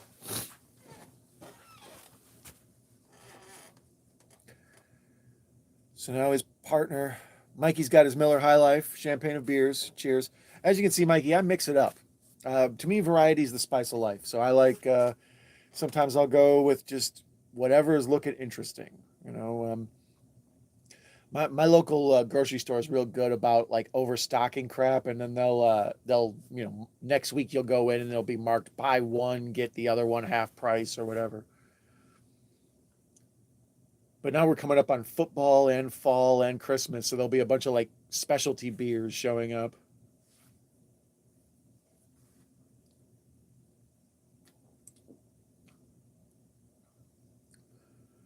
Sean Blue Digital says he uses subtitles for strong accents for sure. Snatch, the first time I ever watched Snatch, I was real defiant that I was not going to give in and read the subtitles or put the subtitles on. I was going to understand these people. Like hell I was. So yeah, I had to watch that one the first time with subtitles, and not just Brad Pitt, all of them, you know. Just that dude trying to explain the pig farm scene. Never trust a man who owns a pig farm. Jamie's husband's making his own Moscato. Wow, jealous.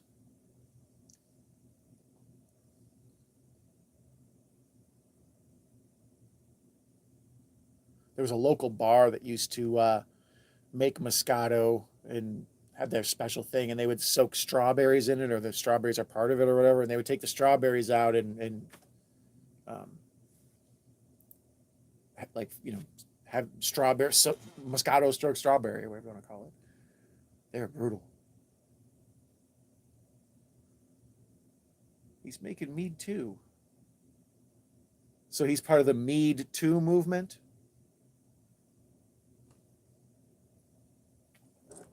I'm so sorry. Everyone just left. Bye, guys.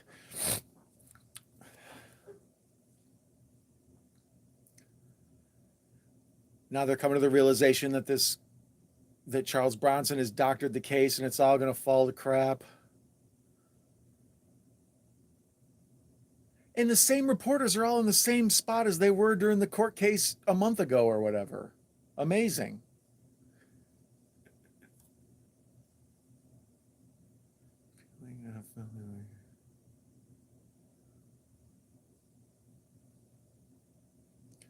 The Witch is another one you kind of have to need, yeah. Because it's not only that the words are hard to kind of understand, a lot of Americans must speak just massively slow. Because it seems to me just every other language just goes so fast. Americans, my name is Don. Like we all must just talk so slow compared to everyone else.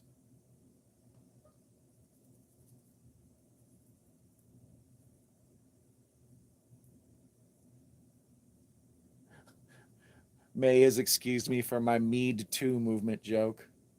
If there was ever a time to get canceled, it's that. How dare you? How dare I should say. So now Charles is just sitting down with his daughter. They're rapping. I think she's afraid to bring up the fact that she's in love with Andrew Stevens. Oh, those strawberries and Moscato. I got crunk.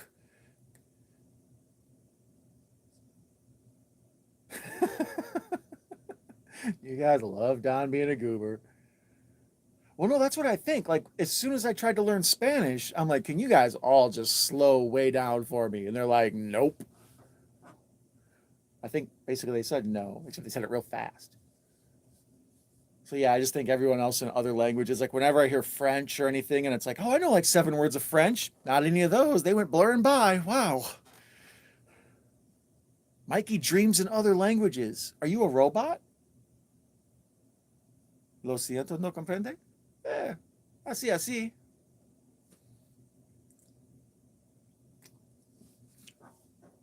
I grew up around in a neighborhood where white people were in the minority, so I speak Spanglish and a little bit of jive. Excuse me, stewardess, I speak jive. Chill out, little mama, don't go rap.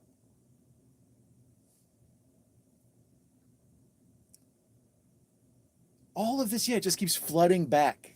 It's like I remember being a child and watching this movie, like this Charles Bronson and his daughter, they're getting ready to get attacked. Macabro is fluent in English, Spanish, and drunk. Ah, bueno. Tengo el gato los pantalones. Get your cat pants on. Yeah. Whoop, whoop.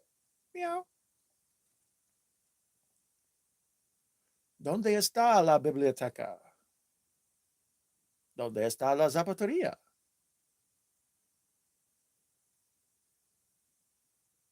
Cuidado. Cuidado is my favorite because you can just turn to strangers and be like, oh, cuidado. Ay, Dios mío.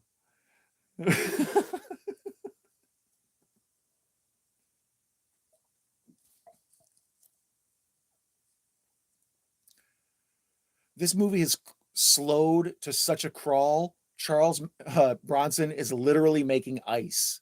Like he's filling the ice tray. Like, it's down the hall to the left, May. Carrie would like more salsa.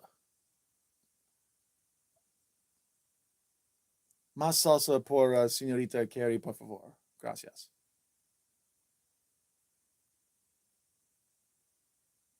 Oh, he's out and it's on. Otra cerveza, por favor. Gracias. Sí, sí.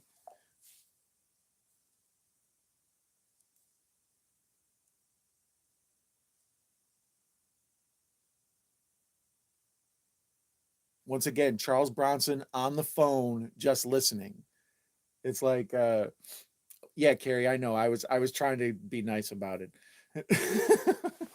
I was trying to get you some salsa instead. Um, like I was saying with the Francis Ford Coppola thing, just anytime I see an actor on the phone, I wonder what was cut out, what was, taken out, moved around, put the scene at the end up front, so it's slightly different. Now, this is what I remember too about this movie. Charles Bronson starts stalking the bad guy. The bad guy like looks over his shoulder and Chuck is just there. I don't know. It's pretty informal of me to start calling Charles Bronson Chuck like that. But as good as this impersonation is, it's hard for me not to feel comfortable calling him Chuck. Man, that was terrible. That was just, I like reverse Pokemon. I went back into a ball on that one. That was just the worst. Most important phrases I can share. Donde está el baño? You see, yeah, that's all I need is, can I just get a beer and can you tell me where to pee, please?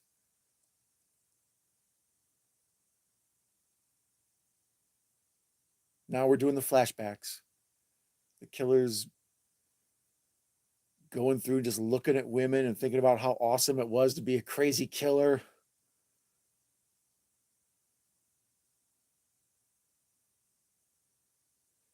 Yeah, Sean, this chat is bumping. I got good peeps. I got friends. How many of us have them? Houdini said that. And thank you all for coming. I appreciate it. These middle of the night chats for my night owl folks. That's part of the reason I like to do it here. YouTube also kind of knows that I'm a late night channel, as far as I can tell, like algorithmically, if that's a word. If I publish at 1 in the afternoon, YouTube ignores me. They won't show it. But if I publish at 1 in the morning, like for some reason, people pay attention to it. Like I think they just know I'm a night person. There's a bunch of nude autopsy photos next to celebrity athletes. Arnold Schwarzenegger, it looked like maybe Daryl Dawkins or somebody. What about Canada? I can't make fun of the Canadians. I love the Canadians. I'm an honorary Canadian. If they'll have me, I butchered the O Canada the national anthem today on Gareth's stream. So I have a feeling that Canada's mad at me right now. I might be canceled there.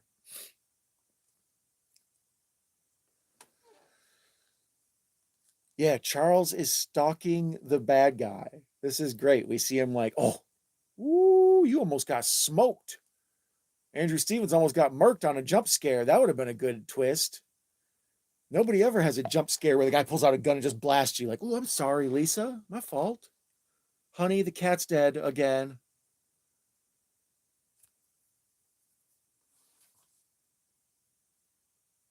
Oh, Charles Bronson has moved into full creepy mode. Like he's scarier than the naked bad guy now.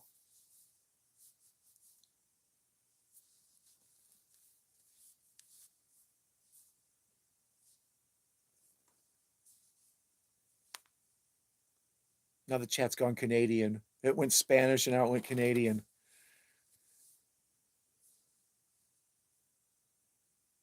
Cheers to hockey and maple syrup and Degrassi High and Drake and Rob's Vintage Video and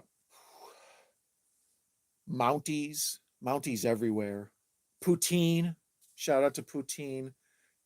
Tim Hortons, uh, Bret Hart and the entire Hart family, Owen, all of them. Bronzy, no, I haven't seen a Bronzy movie.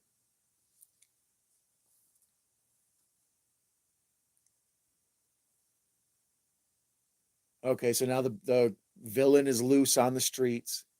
You have Tim Hortons in Buffalo? Oh well, Buffalo's darn near Canada. The two times I've been to Canada, I had to deal with Buffalo on the way there. You're basically Canadian, is what I'm telling you, Carrie. Congratulations. Eh? Yeah, take off, you hoser. You can see the border from there. Mayan wants to know what Bronzy is. I'm kind of confused too.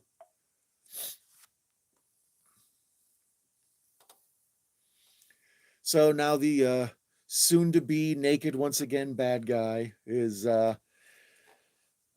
getting his murder weapon ready. He hid the actual evidence knife. He had it in a plastic bag hidden in his kitchen. And now he's out cruising the streets. He knows Charles Bronson's tailing him, so he doesn't feel comfortable murdering because Charles is just on a constant stakeout. He's turning the tables on him. What did Mikey say that everybody loves it? God damn it. Bronzy's a guy with the spitting image of Charles Bronson. He started new Bronson movies with that guy. Never heard of Bronzy. Is he a cross between Bronson and Fonzie? Hey. I'll check out Bronzy though. I like Bronson, although he's tough. Like, what's it, Telephone, however you pronounce that? That's good. Mr. Majestic is good. He's what is it? The Great Escape? Is that the one he's in? Where he's digging tunnels? Um, uh, but really, he's just always Death Wish. Like he'll the same way Stallone will always be Rambo or Rocky, depending on maybe Rambo Rocky.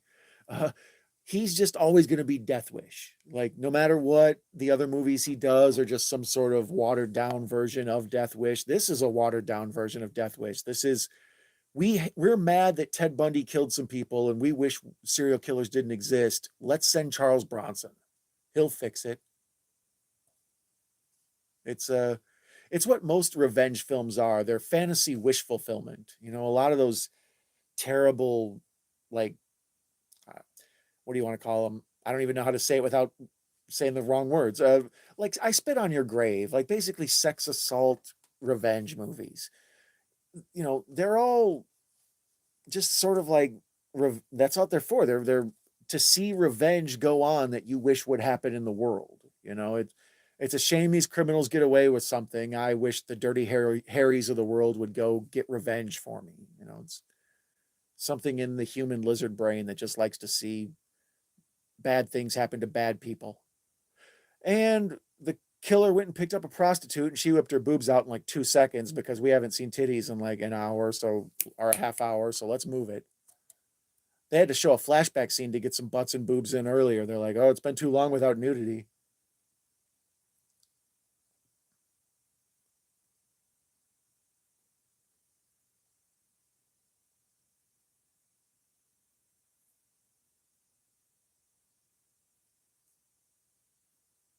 Now they're talking about bison chip dip. Macabre like the mechanic. The mechanic is good. That's good, Bronson. You're right.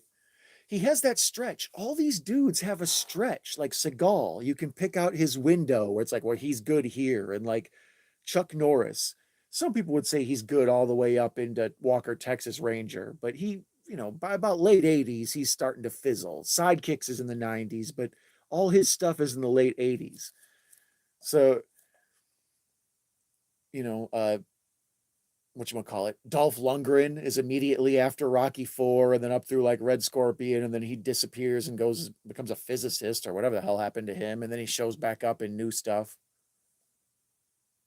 They all have their little like peak where people believe it and then they just stop believing it and they can't get funding.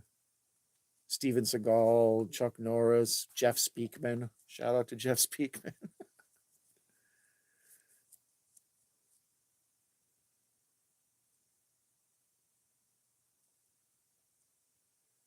Pet your local night owl.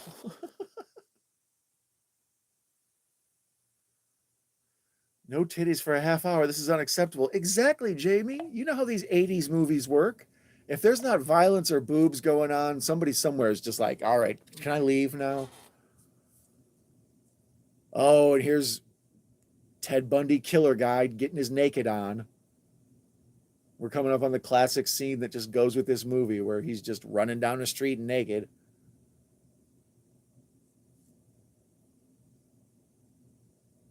Oh shit, now he's naked with flowers. Way to ruin flowers, dude. I'm sure this has probably got to be a fetish for some women. It's like, I wish a perfect guy would, like, really handsome built dude would just show up with flowers and murder me.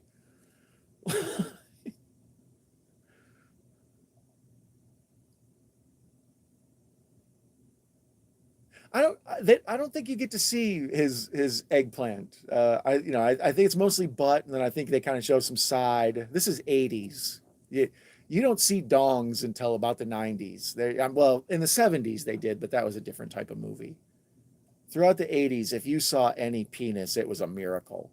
You know, lots. Same with anything other than fur down below. Like there was Basic Instinct when they kind of did a little close-up shot there. It was like, I can't believe they did that. How dare they? Take it easy, Russell. I appreciate you coming by, buddy. You're awesome. That's two different chats he's been in that I've been on tonight. That guy's a champ. He's in the love scenes. They throw him into everything. I figured he's some big old milkers in every film. Right, Jamie? Well, one of the things I don't like about 80s movies, it's really gross. They put sexual assault in these movies as a way to get nudity and sex in, and it grosses me out every time I see it. Like if it's one of those dumb movies where, teenagers are trying to figure out their sexuality, or even then that grosses me out. It's like, why are we talking about teenagers? Can't we have college kids do this? So now the murderer's in the apartment with the nurses, and he's butchering them all and yelling at them and terrorizing them. It's all just Richard Speck once again capitalizing on other people's pain. But by God, it's Charles Bronson. That was terrible, man. It's no, stay on the diving board, Don. Just don't jump. Don't jump. What is a merkin? You know what a hairpiece is? Basically that. Just jump already.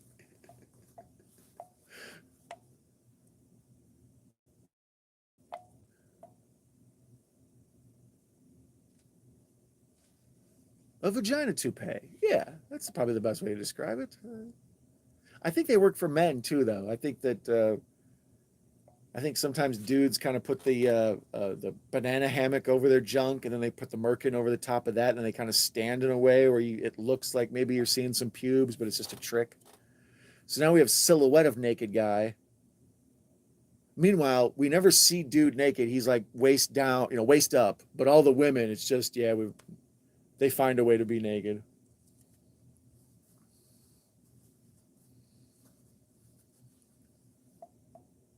I love all the people explaining what a merkin is. This is beautiful. Variety of descriptions.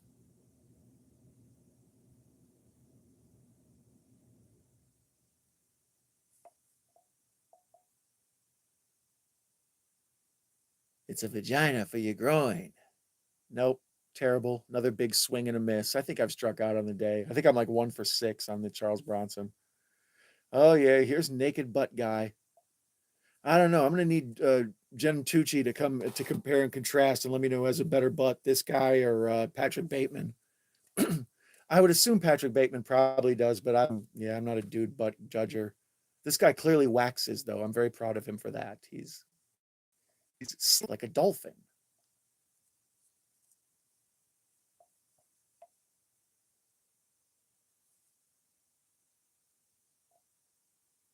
Okay, now she's trying to escape as he's murdered like all of her roommates. Oh, and now she's hiding under the bed. This is directly Richard Speck. Oh, because he went and murdered nurses and had them all in the same place, and one of them hid under the bed, and that's how she escaped. This is total. Oh, yeah, I feel gross now. I don't think I knew that when I was a little kid, or at least I didn't really make the connection. As a little kid, if this was 2 years apart, that'd be 10 years apart in child time. A year took a lifetime. Now a year goes by when I went to the bathroom. Oh, there's almost a dong. They're cleverly hiding his wang with like a bedpost. There's your merkin. Nailed it. 2 for 6, bitches.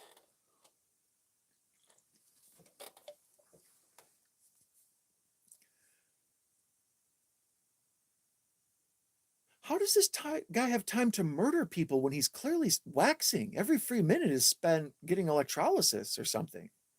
He's at home narrowing his crack.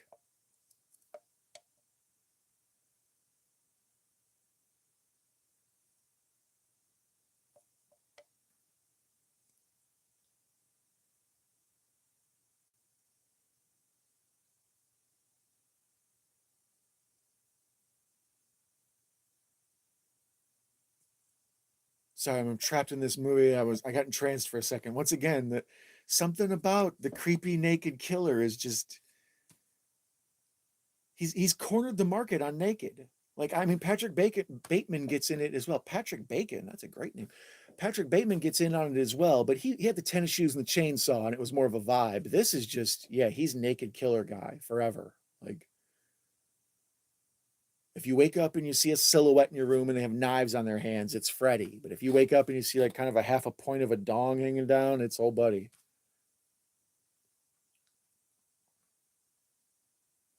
Sean surmises that dongs show up more in independent films. I think that's true because independent films need to do exploitation.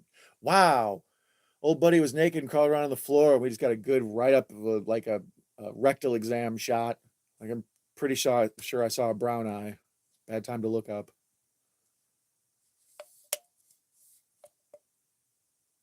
And Carrie would like a list of all the dong films and also Bacon. Mayan says he has a nice body. Okay, see, man, I would assume he does. He's very fit and strong. I don't know whose butt's better, his or Patrick Bateman's, though, as far as naked serial killers go. I would assume Patrick Bateman because he's more popular. He would win the popularity contest. And he does all that like grooming, he uses the like exfoliating scrubs on his faces and all that. Jamie's pro dong.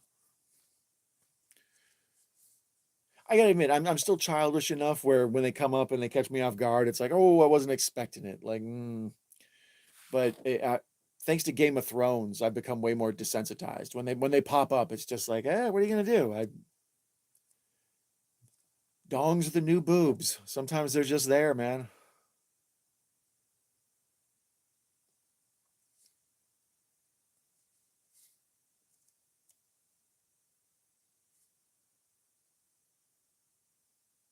Mikey's got his own personal amateur videos.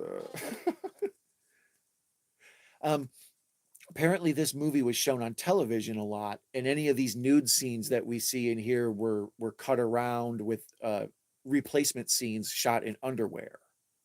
So I guess like I remember this being on WGN and stuff, but I mainly remember it from cable, like HBO and Cinemax and stuff, because they could show just the murderous of it. It's so violent and gross. He did it in Hostel 2. I like both Hostel films a lot. I don't know if that's a popular opinion. Most people don't like those films, but I like that they have a plot and there's a story to them and there's like, characters evolve and stuff. especially that first one. It's almost got like a little twist ending and stuff. It's cool.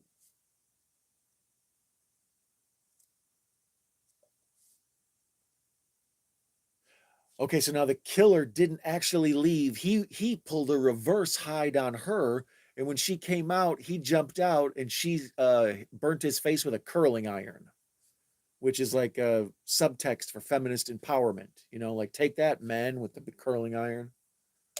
She should have shoved it right up that damn brown eye I had to look at before. That would have fixed him.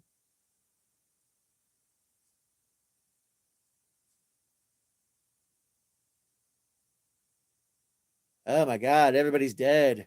And suddenly I sound like Jack Kennedy. You people who murdered these cheerleaders. Oh, now here's Naked running down the street. This is what it's all about. This at one point I think was the poster or the trailer. Just this lunatic man chasing this woman down the street, covered in blood, naked with a knife.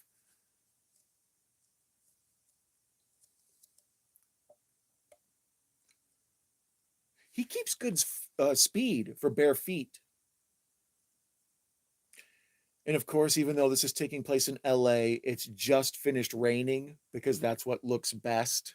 You know, it's visually from a cinematography standpoint, you always want to water the ground down because it reflects light and it makes the streets look cooler. It makes the street. Whoa! Okay, there was a bouncing dong. That maybe you see me do the hand? Yeah.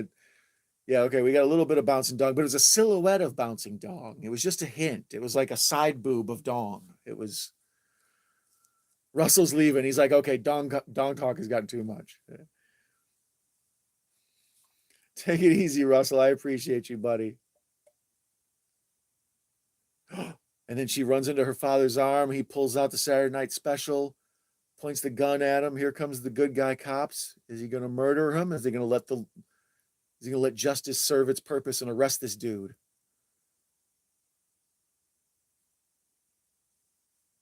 Okay, go ahead and put now they're having a big discussion while he's naked. You drove me to it.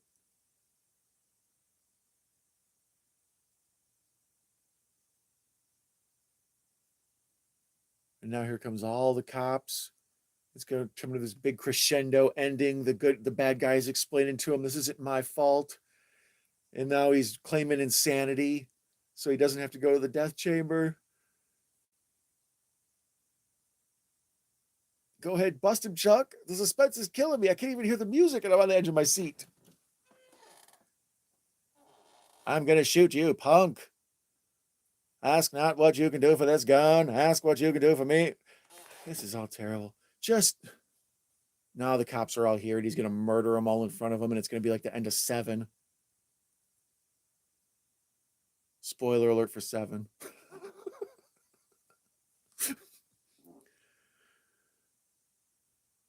And now, oh, those poor cops, they have to arrest naked guy. Just let him go. I don't want to touch him. No, okay.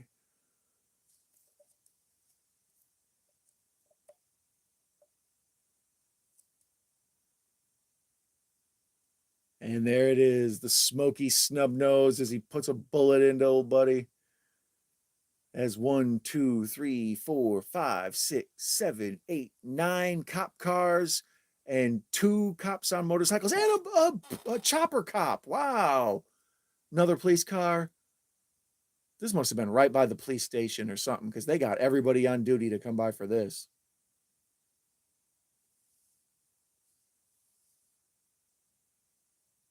And that's the credits. There you go. 10 to midnight, Charles Bronson classic. Let's look at the credits. We've got Ticket Girl, Young Man, Nestor, Hooker, Party Intern, Office Girl, Second Office Girl, Party Girl. Party Girl was Patty Tipo.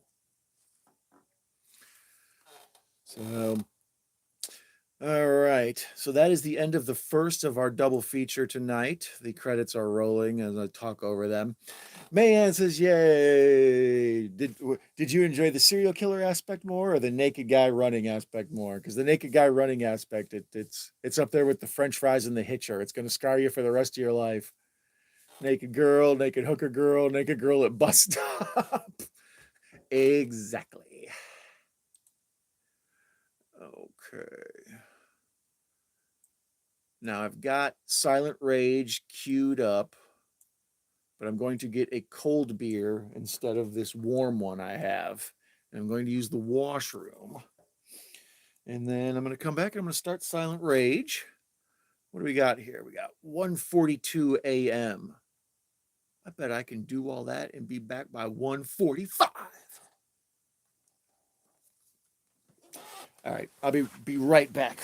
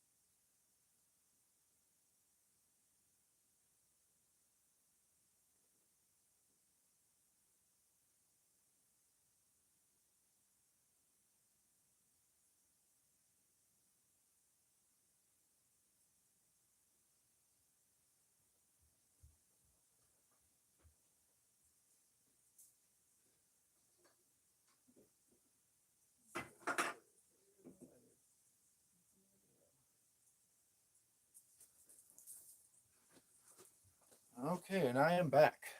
Well, not really, but sort of. Hi, hands. Hi. What did I miss? Actually, let me get a cupcake. Never mind, I lied. Let me get a brownie.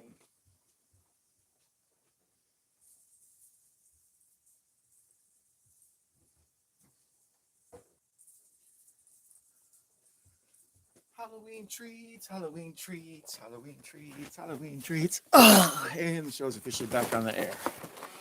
And me off the screen gained two follow or watchers. We got Little Debbie brownie pumpkins. There's no real pumpkin involved other than the look. Carrie, go get your cupcakes. We won't start for a second. It's 1:45 now. We'll start in a minute.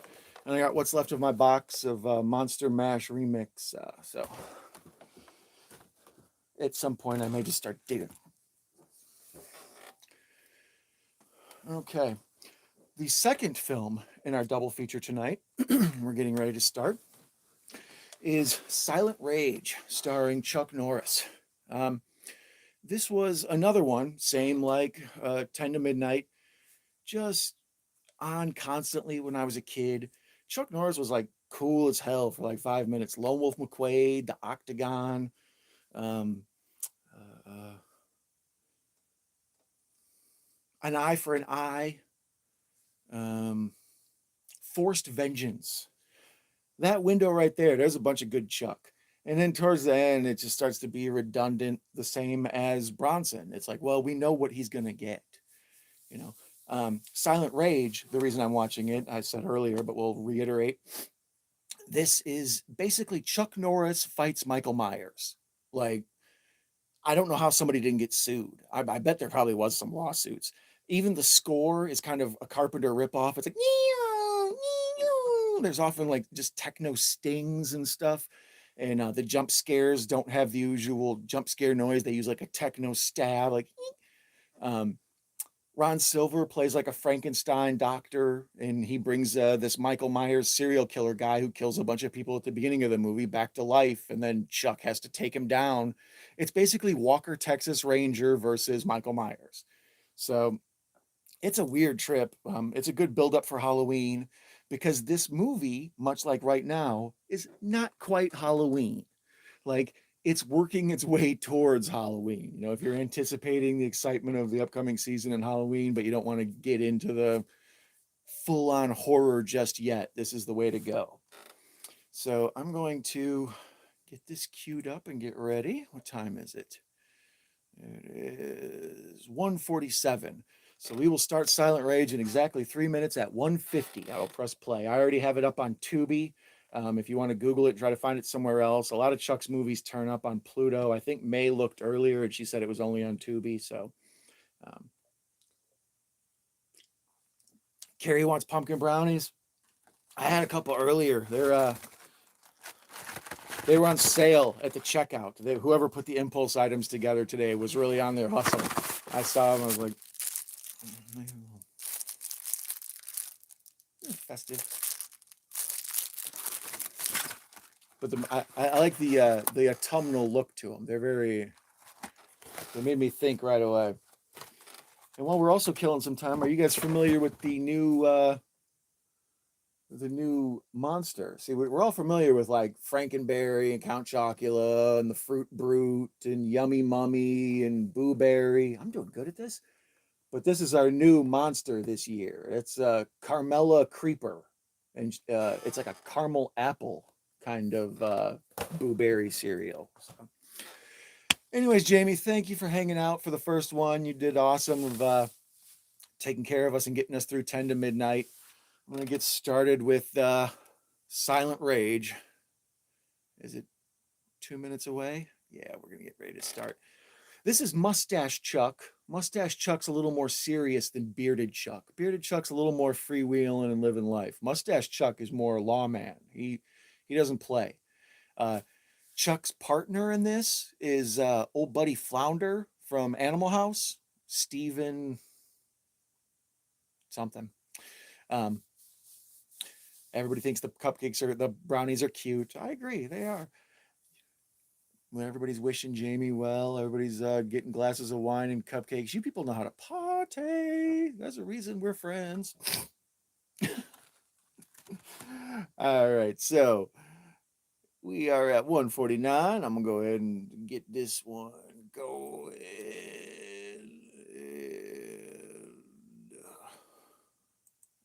Make sure we got the mute on. Let's make sure we got the English on. Yes. Got the captions going. And let's go ahead and press 3, 2, 1, play. Right on. The chick at the bar never has to worry about drowning. Yeah, I do remember there's what did Jamie call them before? Big milkers or something? Yeah, I seem to recall. There's a bar in this that's basically the same bar as Roadhouse. Like Chuck Norris and his partner go in there, and May is the first watch for you. This is a good one. Are you familiar with Chuck Norris in general?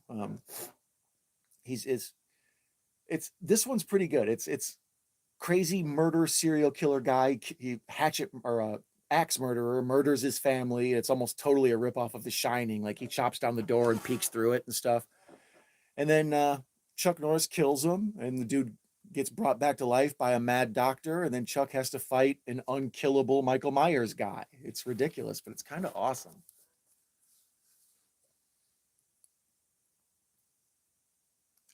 So this is in, I don't know if it's just the credits or what, but the Stephen First, that's his name. I wanted to say Stephen Dorff, and I was like, no, that's the Blade villain, the blue cigarettes guy. This is in 4:3, which is interesting. This is old school TV, basically a square. It's not shot in a rectangle. So it's right away, the credits are jumping out at me as like, why does this look like old TV? Huh. A lot of times with these, the Gate. Yeah, the Gate is my guy for Stephen Dorff. A lot of times with these old movies like this, Kubrick started it when he did The Shining, coincidentally enough. You shoot it for TV. So you shoot the big 4:3 picture for your whole film. But then for theatrical release, you put a matte over the top of it, or the little black bars on the top and bottom to make it look like a widescreen. So then later on, when you do a transfer for TV, people aren't chopping up your old rectangle version. Like I said, Kubrick, I think, was the first to do that with The Shining, or at least one of the first big directors to do it. Yep, that's what a square is. The worst part is it's not even a square. It's like 4:3, so it's even more ridiculous. Little stormtrooper kid, because it's 1983 and we have to reference Star Wars in every movie for like this 10-year period.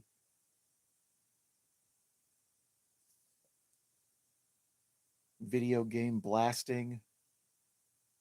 Yeah, the absurdity of captions has been growing on me.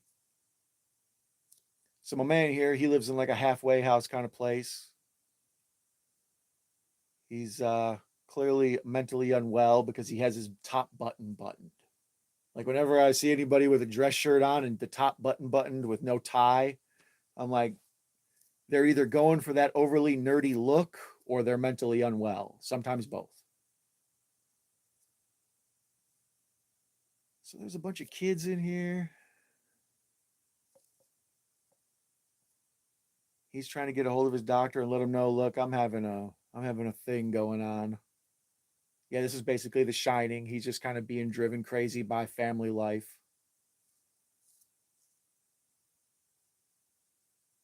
Sweaty, very sweaty. Mental unwellness in movies often comes with perspiration.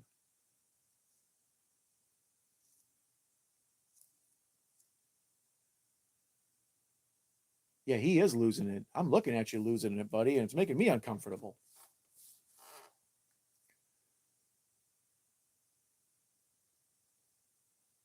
So this guy's talking to his doctor and letting him know, I feel like I'm having an attack. I'm trying to take my pills, but basically, I'm getting ready to snap and murder everybody with an axe.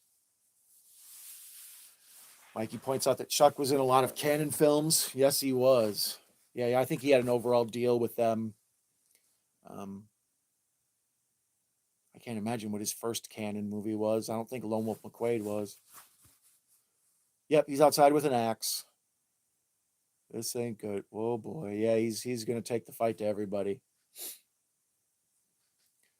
So how far are we into this so far? I'm currently at 4 minutes and 40 seconds, and we haven't seen Chuck Norris yet. So I kind of feel like we're owed a lot of Chuck coming up because they're cheating us out of Chuck now. So the kids are outside. Oh, and here comes a lunatic top button guy with an axe. Run, kids, run! I had that same knockoff stormtrooper helmet, like the one they used in um, Revenge of the Nerds. These little kids have like these generic stormtrooper outfits, most likely because the production didn't want to get sued by George Lucas and the Michael Myers people. Yeah, and here he comes with an axe. He's got he's okay. Carrie's got cupcake. Good. Okay, so this she realizes old buddy's not well, and he's got an axe, and it's on. He runs so calmly with an axe. Yeah, now he's doing the shining thing. The professor has to go to bed. Good night, professor. You are awesome. You're a hero and inspiration to the youth of America. Oh boy, he just stabbed old buddy. Just put an axe right in his head. So rough interruption to me saying goodnight to the professor, but it had to happen. So good night, buddy, is what I meant to say. Oh, the mailman's outside. And she's begging, please go call the police. And he's running away. And he's chopped down the door, and he might as well just said, here's Johnny. And why didn't he just he could have totally axed her, but instead he grabbed her by the hair and pulled her back in. I guess so he can get a better swing. Yeah, oh, yeah, there we go. He's very happy. I never seen anybody grim that much while they're in the middle of an axe murder. That's Patrick Bateman, once again. That's probably up. And here's Chuck. Oh, Chuck got out of a Ford Bronco and like the sun kind of hit his face, and then it revealed like he did a hero shot. Woo! He came out on Chuck Norris fire. And now he's just walking into the house, no like backup, no SWAT guys, no hostage negotiator, and he knocks. He's a gentleman. Hello, it's me. It's Lone Wolf McQuaid. May I come in? Is any axe murdering going on in here?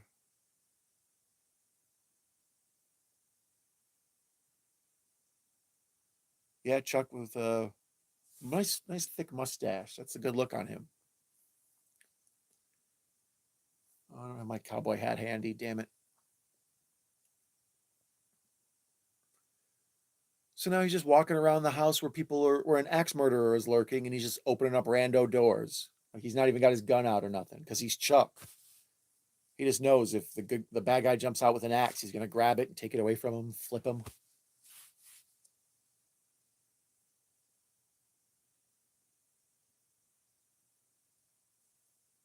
Beautiful, serene Victorian home full of dead bodies with axe wounds. Happy fall, everybody.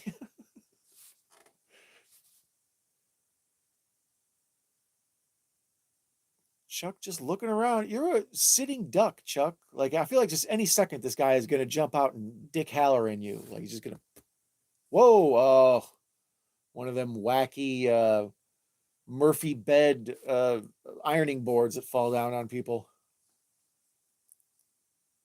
His mustache is almost as good as the cop in Sleepaway Camp. It's full. He's got a big upper lip, so it's the full mustache. That helps. Too many people have like a thin upper lip and they want to grow a mustache, and there's just not enough real estate there to get a mustache. But Chuck, he's got that big.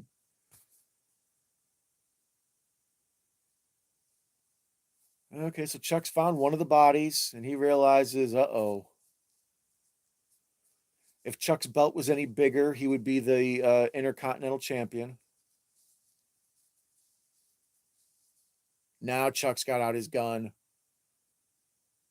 And now we got gun point of view, where we just see a cocked gun creeping around a house. Looks like Doom or something.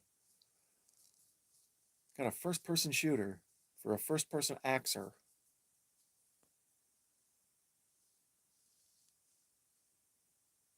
The suspense is killing me. He's going to jump out any second with an axe. I can feel it. Chuck. Chuck. Chuck. Chuck, Chuck, Chuck, Chuck, Chuck. Oh, he did. He did exactly what I thought he was going to do. He blocked it. I don't think that's how you defeat an axe, but that worked. I wouldn't recommend that at home. I'd recommend running. Chuck gave him a reverse headbutt. And now they're rolling around on a bed like two grown men who have feelings for one another. And now it's been old, and he punches old buddy in the face. Is the dude who's in this? That's not the guy that plays the Ripper in Last Action Hero. No, it's a different guy. It's a different guy. Never mind. They just have similar jaw lines. And now Stephen First almost shoots Chuck, and Chuck gives him a look like, "Oh, you incompetent nincompoop!" And we're off running into the woods. And I believe this is the part where Chuck roundhouse kicks the life out of him. I don't think that's a thing, but it is.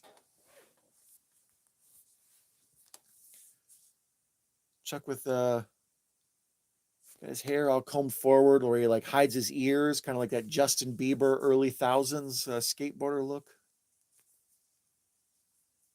Oh, now the bad guy's sneaking up on him with a 2x4. Duck, Chuck! Oh no, Chuck got hit right in the knees. That's how you take Chuck Norris out. Is you got to take out his legs. He's going to try to kick you. So now he flips my man. Chuck wearing very tight jeans, but somehow not splitting them. That's quality denim. Chuck got like a utility belt with like handcuffs and stuff on it, but none of it is falling out. It's all very sturdy buttons. Now, always just knocked the hell out of old guy with a 2x4. Rolled him over and cuffed him. Okay, see, they were establishing he had the cuffs. You got to see. Yeah, that makes sense.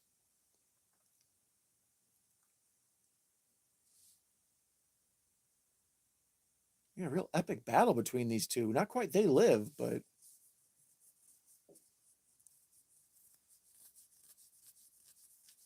thank you, Sean. I think they would charge $4.99 for me to talk over any movie, and they would charge $5 for me to not talk over any movie. They arrest him. All the sheriffs got the same outfits. That's adorable. They all got like a baby blue Oxford and some khakis and a utility belt. They all look the same. They must be Texas Rangers.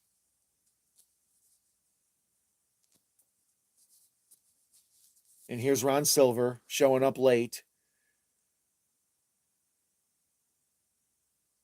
You got there too late, Mr. Psychology Man. People are dead. And now he's going to give Chuck Norris the riot act about being overly hard on crime and stuff. And now old buddy's going to try to break out of the handcuffs. Yeah, this guy looks like a young Ron Silver or Ron. What's his name? Damn, the guy from Hellboy, the big tooth dude that Guillermo del Toro always looks with. Why am I drawing a blank? Um, Now one bullet, two bullet, three bullet, two shotgun shots.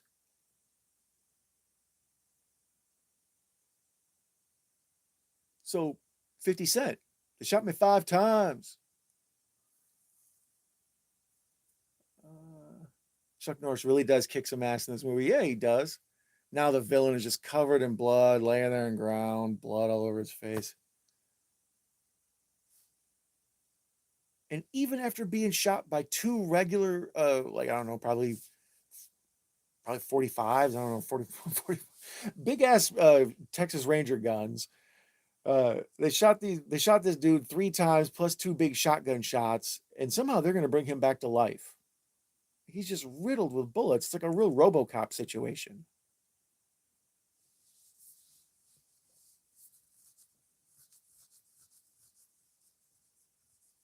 I wonder if he can poop baby food. That's RoboCop has so many interesting parts, but for some reason, the fact that he can eat his own baby food poop is one of the weird ones. Buy that for $1. So they're basically trying to put Humpty Dumpty back together again because it's the humane thing to do, and it's kind of a I don't know, Terrifier autopsy scene. Like we know he's dead, but he's coming back because that he's on the cover of the poster. You know, you can't kill off the villain 5 minutes in or 15:04 in. And there's Chuck, jeans, no shirt, big ass gun. There's there's a poster for some a certain segment of society. Man does not understand how the man is alive. Evil, I guess. It just is it's a powerful drug. But it turns out Chuck's okay. Stephen First is like, yeah, I tried to apply to a fraternity and they called me Flounder.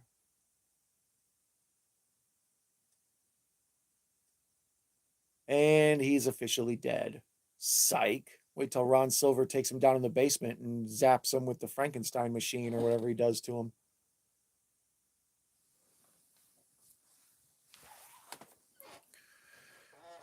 Bill Moseley, yeah, I could see that. Um,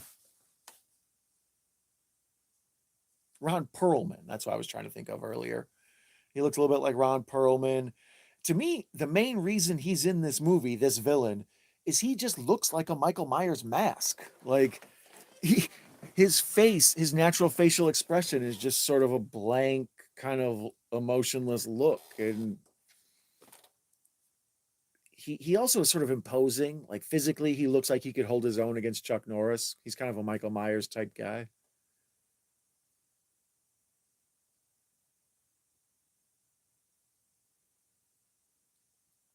I always like the slasher in the hospital. Like I guess from Halloween 2 is probably where that started, but just well, I mean, there's that old movie with Bull from Night Court where they're like in a mental home, and that's basically a hospital. But anytime the slasher is loose in a medical facility, because it's counteractive, you know what I mean? It's like they're supposed to be helping you there. And the cold, empty hallways, like if you've ever been in a hospital at night when there's nobody around, they're very empty, scary places.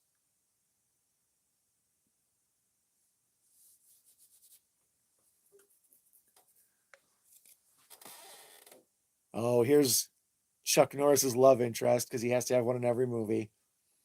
And it's the woman. she's like really smart and he's intimidated by her, but she wants him back because he's Chuck Norris, you know.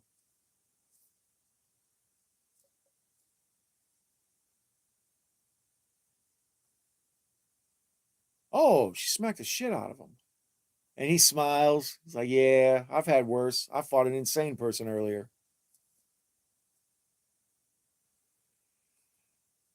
Mikey got a mistype on the fat finger syndrome. I feel you, man. I got these alien hugger, face hugger hands, and sometimes just trying to type the T or whatever. If I'm trying to type with the thumb, it's ridiculous. Poor people who have to text with me are like, "What now?"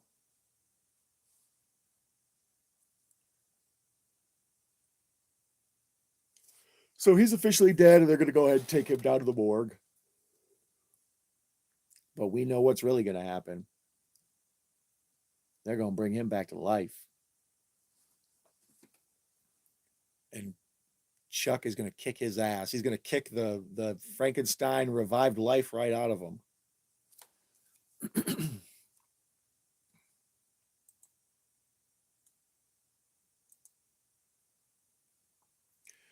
Ron Silver's giving old buddy a speech about life and yeah, just Frankenstein stuff.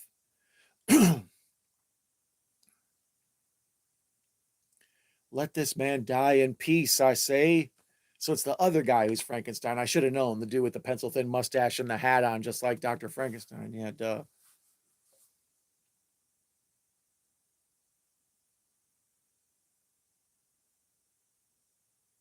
So Ron Silver's basically, yeah, trying to be the voice of reason here, letting him know, it's not right to tinker, to play God. Mary Shelley already taught us that.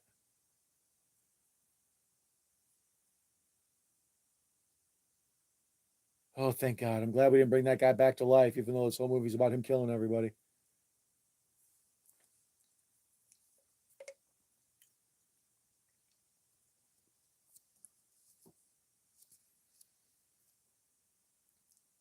I like how Ron Silver's like trying to console him. Like, hey, you did the right thing here, buddy. Yeah, you revived a man or tried to revive a monster from the dead, but, can't win them all. All right, I'm going home, guys. Bye. Don't do anything I wouldn't do.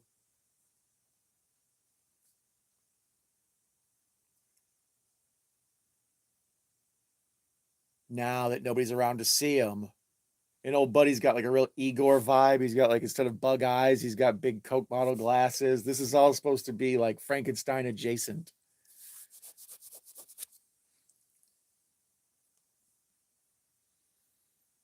Boop, boop. Yep.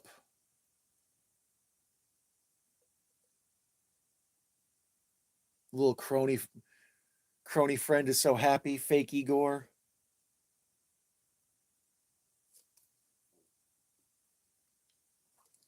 He's an abomination. And now Ron Silver's explaining to Chuck, "Hey man, we did everything we could, but he's dead." He's like, if you want to get back together with old girl, I could probably put in a good word for you. He's like, "Oh, I'll take care of it myself, buddy."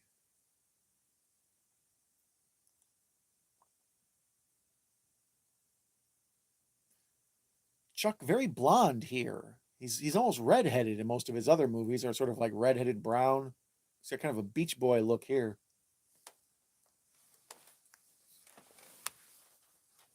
Yeah, kind of May. It is often. It's basically just Chuck Norris beats up everybody he fights because he's Chuck Norris. Steven Seagal beats up everybody he fights. Jean-Claude Van Damme beats up everybody he fights. So what's a good villain for Chuck to fight? So they just decided have Chuck fight Michael Myers. That'll be interesting. And they just ripped it off. They're like, how can we do just enough to the Michael Myers guy to make it not Michael Myers so we won't get sued? They're like, well, Frankenstein's public domain. Throw that in there. You got hit with the commercial. Mine's been sketchy. The last movie, it jumped over two and then it started hitting me with them. And this one, I haven't seen one yet. And I've kind of been on edge. Like, wait, damn it, there it is. As soon as we start, you cursed me with a commercial, May. Yeah, no, I I was waiting for a commercial to pop up. And apparently, my local Amazon is hiring. They're pushing those commercials on me, same as last time.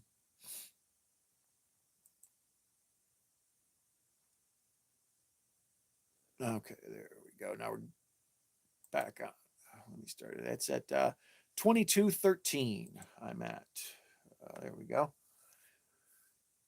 So Chuck's trying to flirt with old girl, even though she smacked the shit out of him earlier. No means no, Chuck. She's trying to explain to you, I'm vulnerable. I have things going on in life. You can't just go kick a guy's neck off and now they're humping. Attaboy. He's like, yeah, but I'm Chuck. Have you seen this hairy chest? Chuck has clearly shaved his chest since he was in those Bruce Lee movies. Chuck used to be super hairy. What is it? The Way of the Dragon, I think, is the Bruce Lee movie he's in. He would take off his karate gi and he would have hair not only in his chest, it would be like in his shoulders and stuff. Like he was. Offerings is the biggest Halloween ripoff. There's a lot of Halloween ripoffs. What's it called? Blind Rage is a bit of a Halloween ripoff. What's the one with Body by Jake? Coming Home, something like that. Home Sweet Home, maybe something like that. I can't remember what it's called. Yeah, I think it's Home Sweet Home, maybe with Body by Jake. But yeah, there's that plot of just murderous guy coming home, going back to the area he knew. So here's the famous bar scene from this movie. It's basically Roadhouse. This woman with the very ample bosom decides to flirt with this cop and try to get his attention, and he's all worked up, because he doesn't get to hang out with women who has tattoos on her boobs like that. Although in this HD transfer, when you see the tattoos on her boobs, you can see that they're like fakes. They're water ones, because you can see like the clear outline around them of where they're water on or whatever. Temporary tattoos, I guess is the word I'm looking at. Good morning, Gareth. 2:14 a.m. here. Probably what 9 a.m., 10 a.m. there, 9 a.m. I think you're 6 hours ahead. 8:14 probably. May's movie's back. Okay, May, I'm at 24:45. Chuck is in the diner fighting with the motorcycle gang, and the lady with the biker chick with the tattoos is trying to flirt with Stephen First.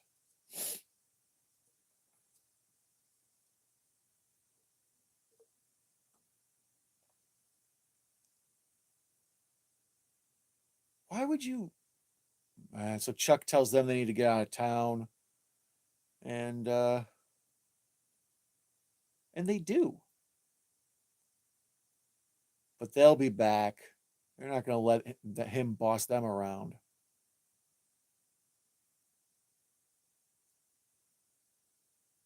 And Stephen First, comic relief. I think that's a Chuck Norris, his most common sidekick is comic relief more than anything. It either has to be old mentor who's going to die or comic relief. He usually gets a screwball partner, like in Lone Wolf McQuade.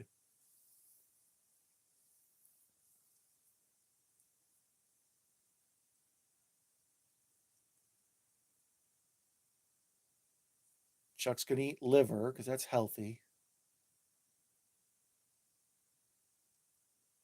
Now the doctor is explaining to the other doctor, yeah, we kind of did some stuff last night after you left. Things got a little wild, brought a guy back to life.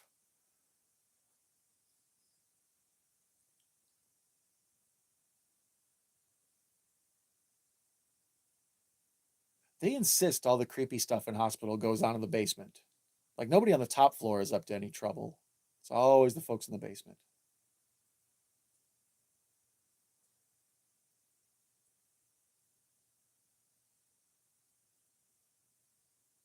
Yeah, this character and Lone Wolf McQuade were probably the template for Walker Texas Ranger. You're like Chuck with the cowboy hat and the police belt. It just looks like a thing. We all believe it. Yeah, Mikey, Video Tasties is Gareth. I recommend following him. He's very good. He not only does he talk about stuff we like, but he talks about it from the UK perspective. So they have like a different our they have a different broadcasting method over there, and the way the tapes are made and the way they're edited and all of it's all just different. So you can learn a lot about like the way the other home media looked in other places and stuff. It's all fascinating. And it's always cool to see what makes it over there and what like just we had here that was exclusive, and sometimes movies have different names and stuff. It's all cool.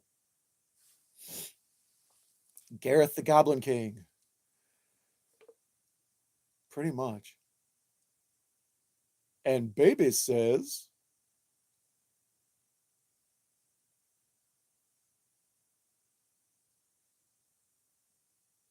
that sucks. I did David Bowie off the top of my head like that, and it was money, and I wasted a whole movie of Charles Bronson and got it right twice. It sucks.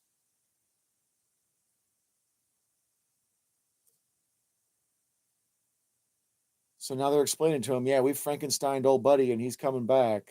And Ron Silver's just morally appalled. He can't believe these clowns would do such a thing.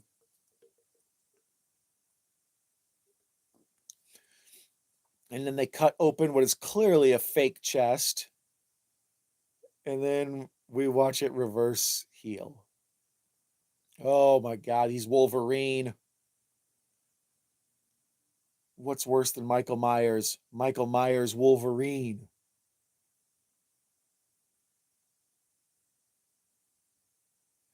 They're just like, they've been doing this all day, just like cutting him up and watching it heal. Like, what kind of cutters are you guys?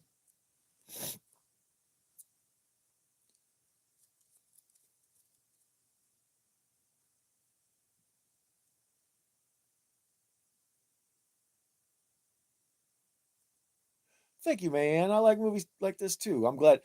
Uh, the best way to find funky movies is, yeah, somebody else stumbled onto them and they're like, have you seen this nonsense? You got to see this. Like right now, this is all just these doctors arguing, but you can tell what's going to happen. This big guy's going to get back up, and now he's indestructible, and Chuck Norris is going to have to just kick him in the head with cowboy boots for like the rest of the movie. It's going to be crazy.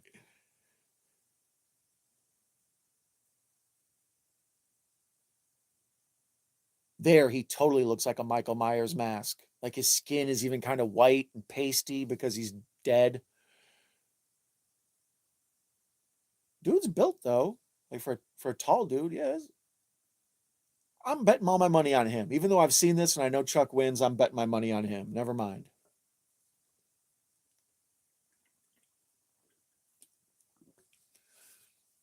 Why the hell does she have that big ass gaudy brass goldfish on her desk? That better like be your grandmother's ashes or something, because that is terrible.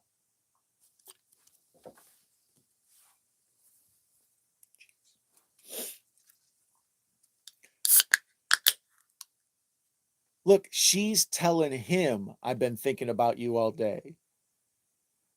It's like Chuck just wants to make it very clear, like I'm the cool one here. She wants me, not the other way around. Absolutely ridiculous. May took about an hour to decide what to watch on Netflix last night. The Wretched. I've never seen The Wretched. Meh, meh. Okay. No one looks like Michael Myers like William Shatner. That's true. That's kind of the thing. This is a reverse, like they made a Michael Myers, they made William Shatner's mask, and it didn't look quite like William Shatner. So they painted it white and cut the eyes bigger, and then it looked like crazy Michael Myers. And now they found this guy who looks like Michael Myers. It's like, this is too many degrees of Kevin Bacon. Look at these computer graphics. It's 1983, but this looks like it's at least 1985.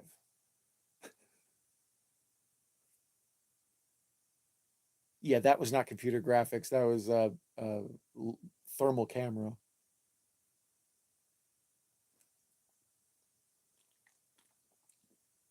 Up, got hit with a commercial, May. Yes, I would like to try Gain laundry detergent sometime. Thank you. Flings, you say? Oh, I will fling them in there and just walk away. I don't even have to measure.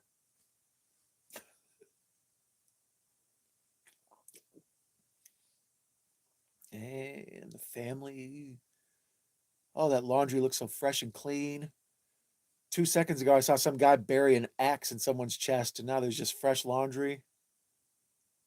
Having trouble getting out tough stains? Okay, there it's gone. Thank you. Hurry up. Okay, so I'm at 31 minutes and 57. So let's say 32 exactly. Right there. Okay. It's the only issue with Tubi. Chuck's belt has the Shrek logo on it. It's just like a big, huge belt with a giant S, like the Shrek S. He must love that movie.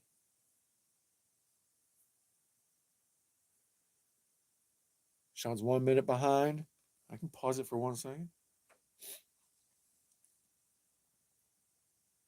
We're at getting ready to, we're at 32:40 right there. This his love interest kind of looks like old girl from the Bangles. Not the lead singer, the other one.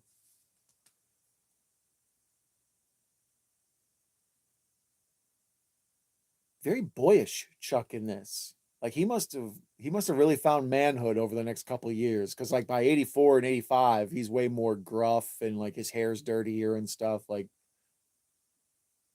you can tell he's been out in Cali or Hawaii or wherever the hell he was. Okay, Sean's still in the ballpark. Good.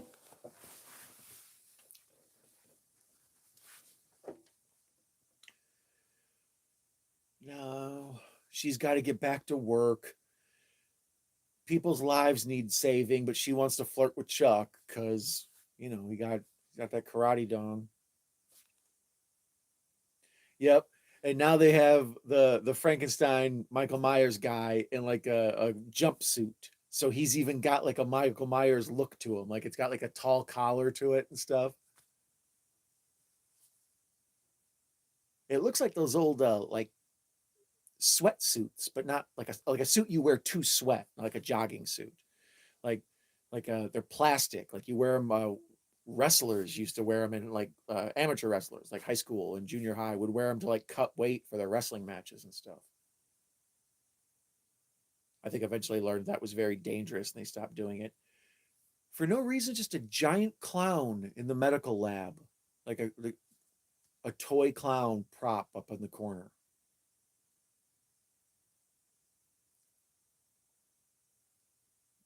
Uh-oh, Michael Myers. Not Michael Myers is awake.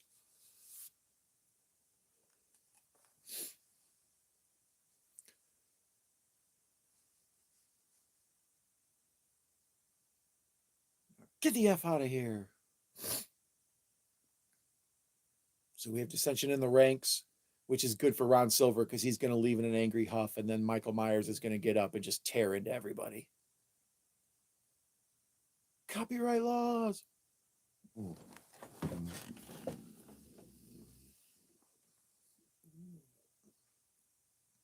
Know something, Sheriff? I did something real bad. I didn't put it on my application to be on duty. I felt guilty about it. Just wanted to tell you. What's okay, Tiny, or whatever the hell his name is? He does have that crazy looking face. That's what I mean. It looks Michael Myers ish. I think when he like just holds his face still, he kind of looks like a lifeless, I don't know, zombie person or something. And then there were three. I know. I saw that. I think Carrie's cupcakes. She just had to throw in the towel after that. That poor thing. I think she was up way early this morning already at work. So the fact she made it even through the first movie is kind of amazing. Mayanne, Sean, Mikey, you guys are some troopers. Even Macabro had to go to bed.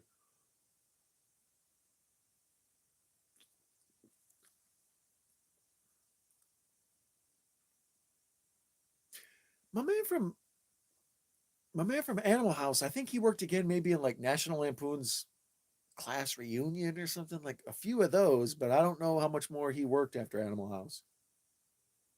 Yeah, the cupcake took her out. Sean watched 5 movies today. Sean, what are they? List them off. I want this is a list I actually want to know for once. You're gonna go to bed right after this ends? You're awesome. Yeah, this is a quickie. I intentionally picked this one to be an hour and a half or an hour and 40 minutes. Yeah, exactly. I was like, I don't want no 2 hour movies tonight.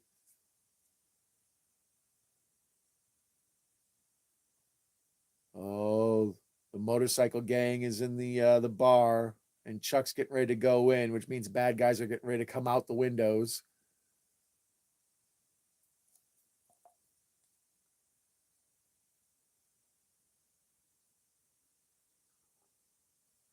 May says this movie has her intrigued. That's good of you, May. A lot of people like they don't want to watch movies past like 1990. It looks old to them or something. You know, like people have a threshold of when they're willing to go back to.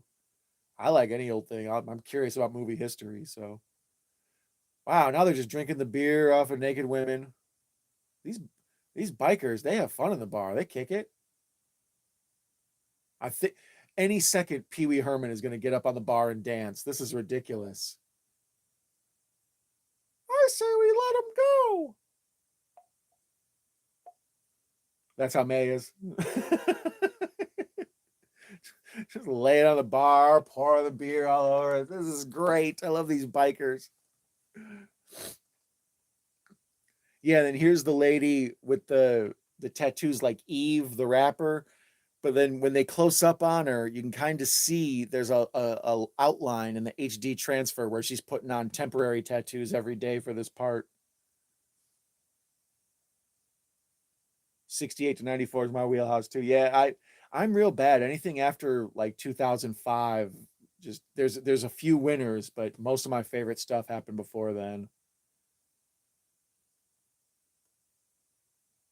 Movies are like music. When I was a kid, people only cared about the new one. Like what's brand new, what's at the theater, what's the hot new movie, that's all I care about. Now it's like, with music, people go back more than they go forward.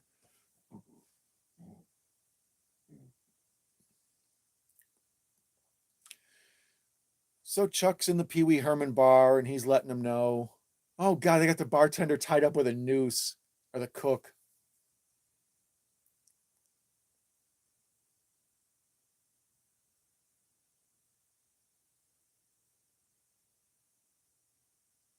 I wish I'd call the police. I miss my sweet cheeks all day.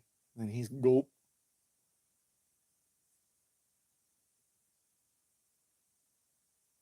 Yeah, this biker gang is trouble.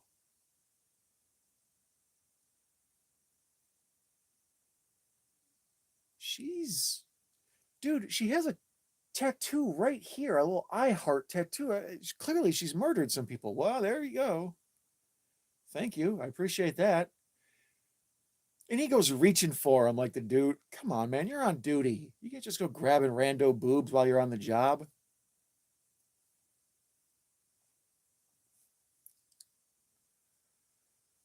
So big old milkers here. Yep.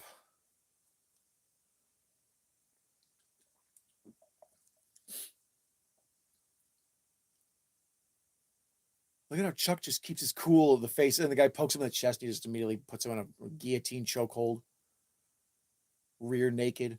Gotcha. Oh, and then Chuck gets a pitcher broken over his head, but somehow it didn't kill him or break his head open. And now they're taking the turns beating the crap out of him. There's 8 of you. Why'd you call it an extra dude to fight Chuck? Just the 8 of you beat him up, you cowards. This guy gives him like a big tummy rub. Why don't you just lift up his shirt and give him a Zerbert?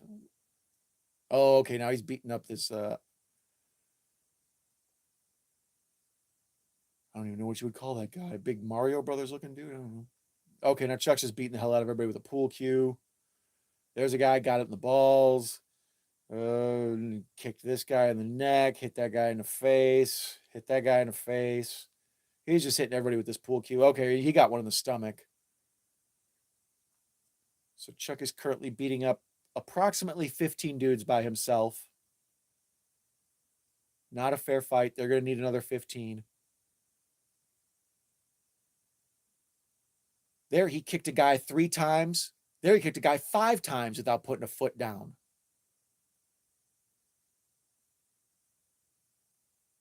Chuck fell down and he just went with it. He punched a guy and the guy did a spit take. Oh, that was probably last minute writing. There was a stunt coordinator with a sense of humor. Okay, so now he's approximately beat up 20 guys. There's 21.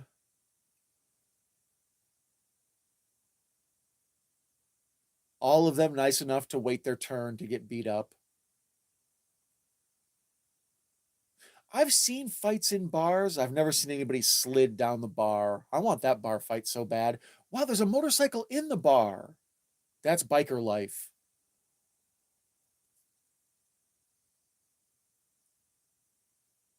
And Sweet Cheeks is outside on the walkie-talkie telling the people back at the police headquarters how he's fallen in love.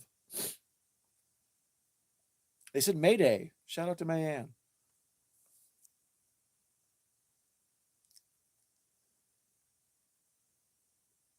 Wow, that was a crazy stunt. Dude tried to jump his motorcycle out the window, but he was too tall, so his head clunked on the top of the window as the motorcycle shot out on its own. 1, 2, 3, 4, 5, 6, 7, 8. So we got 8 knocked out dudes. There's way more than that, unless he was just repeatedly hitting the same people.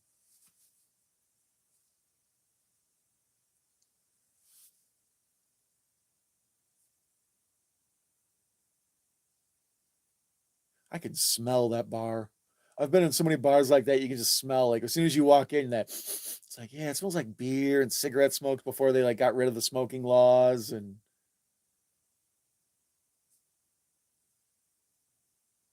John Hader only got paid $1,000 for Napoleon Dynamite. I believe that, because that was such an indie film, and he probably wasn't smart enough to negotiate anything off the back end. There would have had to been some back end. I don't know. I don't know if he was union or not.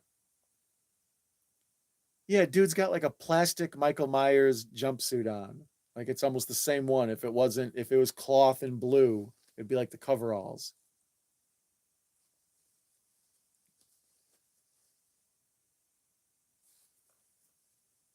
So now, not Dr. Frankenstein is talking to not Michael Myers and letting him know, don't take any crap. We're at 44, 44, 20 right there. 44, 20. Nice.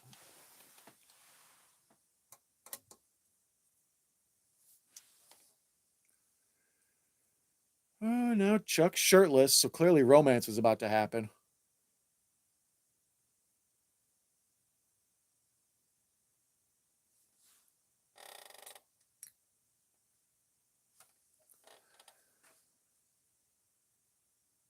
Wow, Chuck as a Texas Ranger has like this big mansion? Or is this her houses? I think this is his house. Oh, you got hit with a commercial? I didn't get one. I'm due to get one, I'm sure.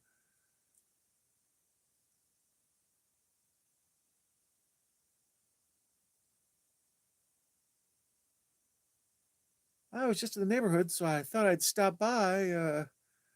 Thought maybe I'd catch you without your shirt on, being Chuck Norris and all.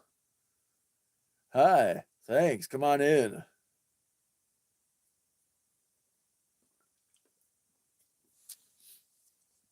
Shut up, Chuck Norris. Gosh. Eat your food, Tina. Eat it. Wow, Chuck, that is a lot of carpets. A whole bunch of mismatched like patterns and stuff. Chuck's got a real 70s psychedelic look to his house. I bet you have a planter made out of yarn that hangs. Probably got like a papasan chair. Yeah, the backstory between these two, where they were apparently in love before this movie ever started, and then they hooked up, in this movie. It's sweet to see young love rekindled, or 35-year-old love, whatever the hell Chuck Norris is. Upbeat jazz music, followed by humping. Oh, there's the.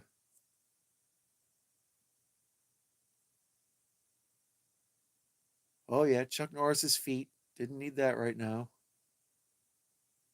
There's old girl love interest. She's all sweaty.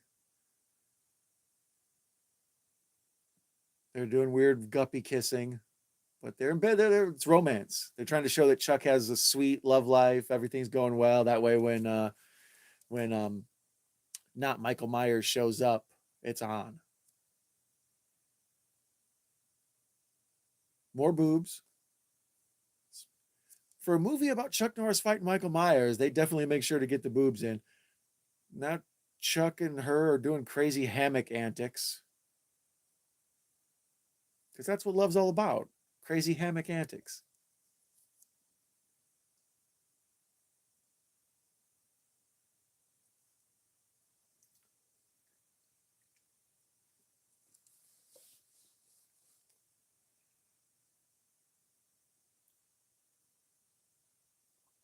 Chuck's view and home is just immaculate for a dude on a Texas Ranger budget.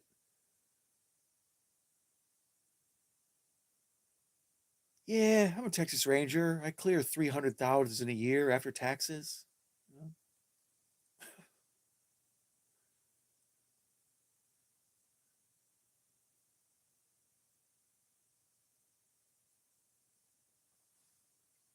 The Forsaken was an interesting watch.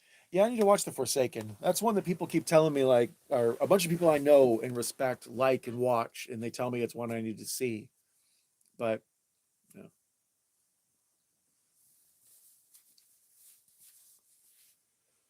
light acoustic guitar music.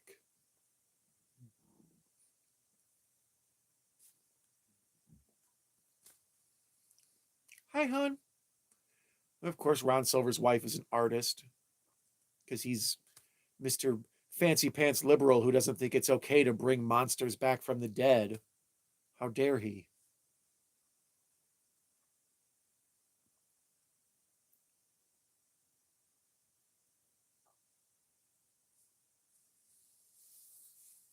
Oh, what the cat saying?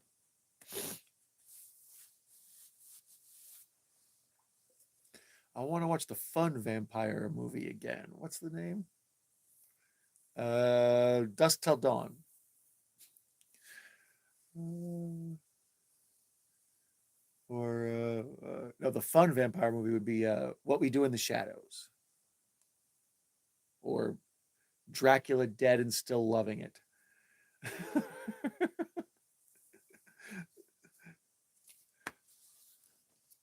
Or what's it? First Once Bitten, I think it's called Once Bitten, with Jim Carrey and Lauren Hutton.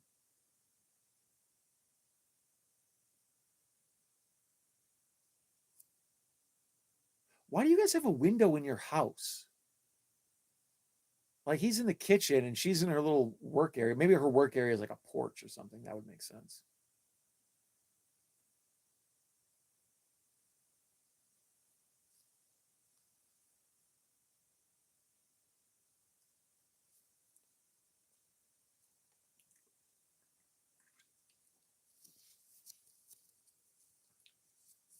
Yeah, Cheech rattles off stinky, smelly, bloody, snapping. If you can find pussy cheaper than a penny, fuck it.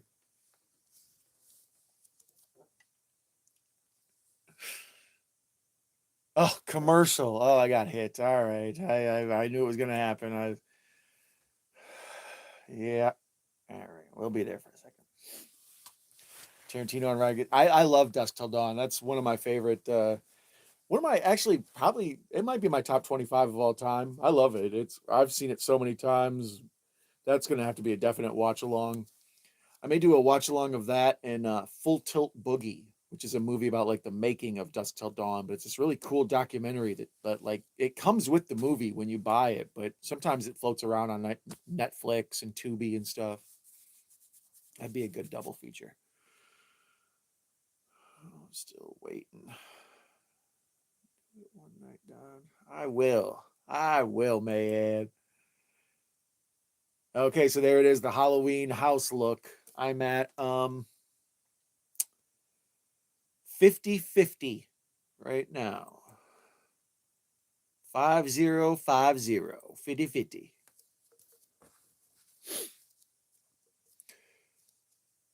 We're getting the classic Michael Myers, Friday the 13th point of view. Really Michael Myers. Like it feels like we're trapped inside the killer. This is something I like. Horror movies do it all the time. They trap you in the body of the killer, so you're like complicit in the crime. Like you're forced to be along on the ride and look through their eyes and see what they're seeing. You can't run away as an audience. You're forced to go along on the ride. That's where other movies, like a lot of like Friday the 13th.1 and like a lot of the Giallo movies and stuff, when we go to this first person view like this, it's actually to hide the killer. Like it's a concealing move. We can't see the killer's face. It's a trick.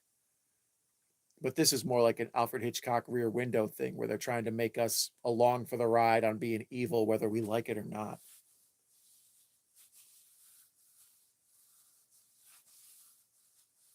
Got Cro-Magnon. So now the killer, the not Michael Myers, is in Ron Silver's house. And we're getting first person view in the dark. There it is, big knife, straight Michael Myers. Yeah, this is totally Michael Myers right here. Speck of dirt on the frame.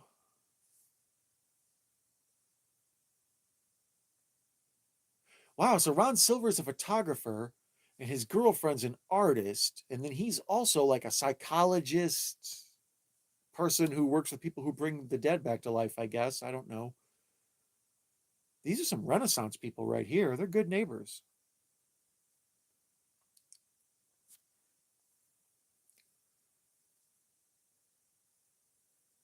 So now Michael Myers is working away down the steps to the Ron Silver's what's you call it? Dark room where he's doing his photography. Mainly this is so we can get a murder in red lights. It's very creepy and ominous. Ah! And he threw the weird vinegar in his face and he's eerie ambient music. Well, which is it?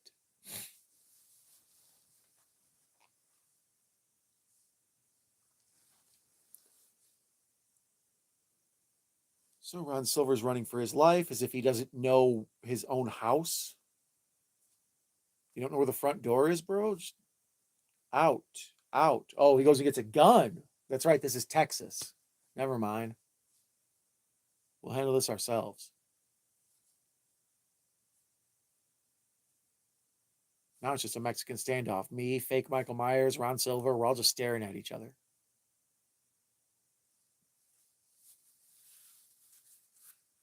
Okay, May's going to switch to her tablet. Right now we're at 54,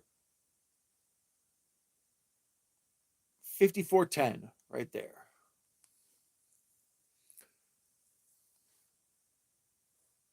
Got a little more than a half hour left. Basically, this guy has to kill the doctor and maybe kill one or two more people, and then Chuck has to show up and start kicking him in the head.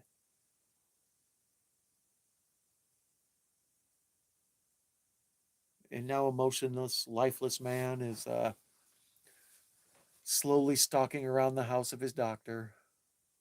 Everybody's sweating. Very sweaty movie. Sweaty balls. Okay, you're there? Yeah. We're at 54-55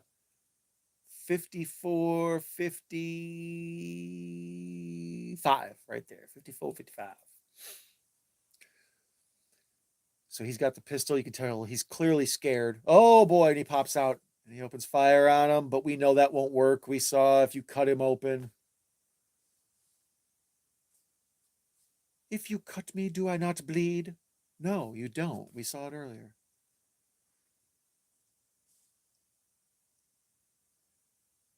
Yep, what everybody in a slasher movie always does is turn their back on the villain after they think they've killed them because, oh man, murdering someone was so traumatic. I just need to lean against this wall. And then jump scare. And he's choking her to death. The dude puts another one in him, so now he's been shot twice. Thanks, Sean. This is my this double feature is, yeah, like I was saying earlier, it's build up to Halloween. I like these sort of almost horror movies. You know, they feel like a horror movie and all the elements of horror there, but they're just kind of a pinch of a police movie or an action movie or whatever. Like Seven or Silence of the Lambs. Seven's one of my favorites. Like it, that's as scary as any horror movie and as disturbing as any horror movie, but it's somehow it slips under the radar as a thriller. This far out from Halloween, I don't like to jump too far into the horror because I'll be doing it for the next couple months and it'll just get old.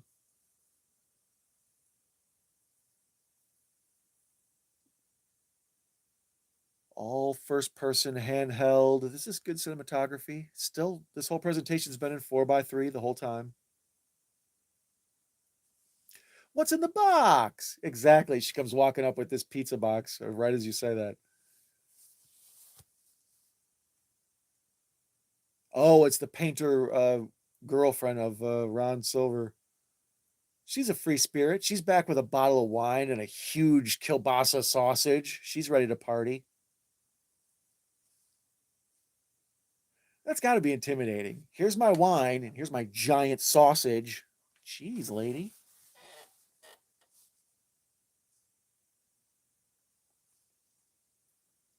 She's very Carrie Russell. We've got not Michael Myers and not Dr. Frankenstein, and now this is not Carrie Russell. Ooh, good shadow. I like that. Because this dude needs to remain looking like Michael Myers, but we can't keep showing him every 5 seconds with the camera. So if we can like get silhouettes and shadows, it helps. Wine and sausages, May says. Woo woo. A lot of kids get made that way. Little Barry White, some wine, big ass kielbasa.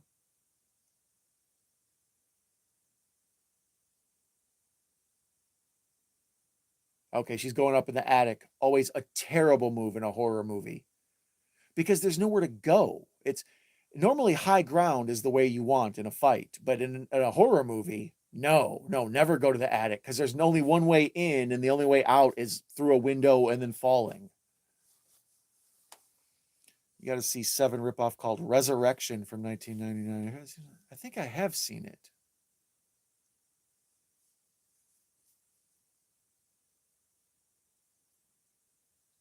No, that's Revelation. Where are my serial killer movies? Ah, there they are.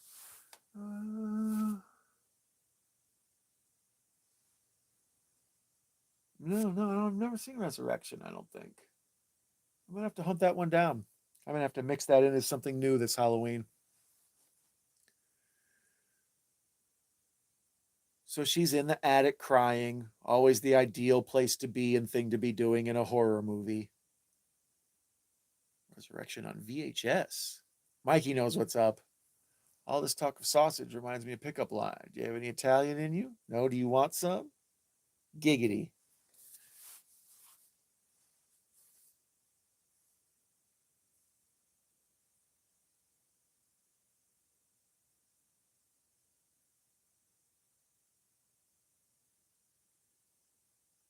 There's a if the chat has an auto moderator set, it's a thing called Nightbot. And if when Nightbot's on, if you type the word dragon, a link for your name will pop up, a link to your page or whatever. So I was telling Nightbot the other day, "What's up, Nightbot? You like dragons? Like dragging these hands all over your body, girl?" Needless to say, I failed miserably with the Nightbot. I struck out bad, but Nightbot remembered me, and I was able to escape a murder conviction because tie it all back together to 10 to midnight. Yeah, this is the proto Russell. She's Carrie Russell 20 years early.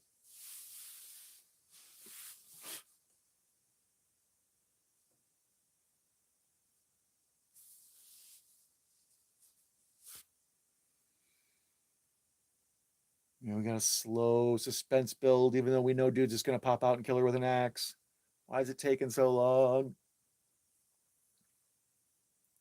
Because we gotta waste 10 minutes before Chuck shows up.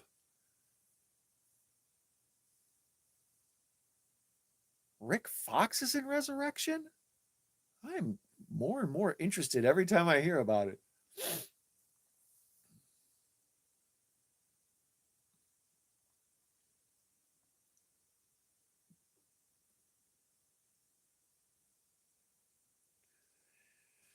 So Ron Silver's wife is still slowly lurking around the house because she thinks not Michael Myers is. And he grabs her. It's 2 seconds into me explaining, and there was a nice fast forward shot. He busts her head against the wall, and she falls down bleeding. And he's cold and lifeless and emotionless. It's to show he's, God dang it, I got hit with a commercial. I was in the middle of talking about the emoting of this man in this movie, and then they want to stop and push Gain flings on me again. Ridiculous.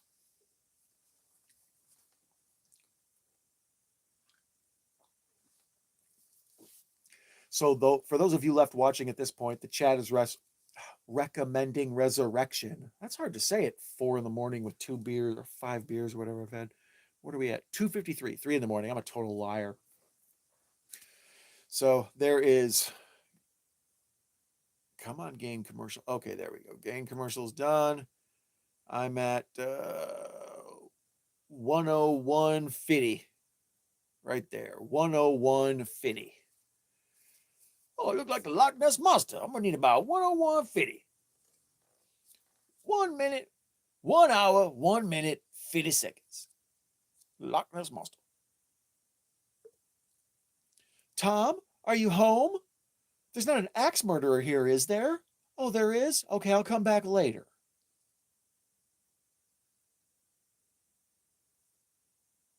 Ron Silver's good in The Entity. The Entity's a trip. If you've never seen The Entity, if you're a person watching this, that's one you might want to check out. That crazy. That's one where the woman is sexually assaulted in her home by a ghost. And it's based on a true story. Like the woman who had it happen to her insists that it was real, and people in her home said they saw things happen. That's a crazy movie.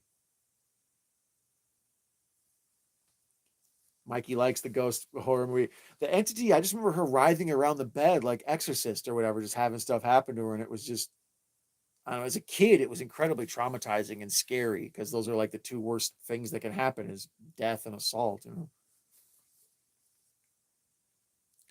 The Entity, yeah, it's a classic. It's weird as hell. So she's getting ready because she wants her some of that Chuck. She's like, who needs a 3 foot kielbasa when I've got a 5'10" kung fu man? Okay, a whole bunch of blood in the bed. What do we got here? We got, oh man, old girl's dead. That's what you get for being a bad painter. What? You mixed acrylics and watercolors? Oh, and Ron Silver plays a good dead guy. He's got like a nice, like pale tone to him. That is some good dead acting. Yeah, he's just continuing to do dead acting. There's no way that's a dummy, and he's killing it. Oh, his eyes moved. His eyes moved while he was dead. You could see. Yep, there they moved back. They moved back. You could see his eyes move while he's hanging on the door. Got it. Okay. Whew. I couldn't believe how much credit I was going to have to give to that guy for playing dead.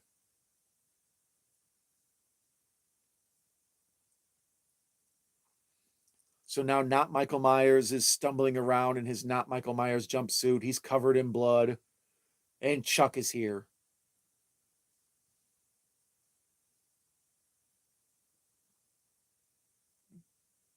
She's explaining to him everybody's dead. He's like, "What are you talking about? Give me a hug."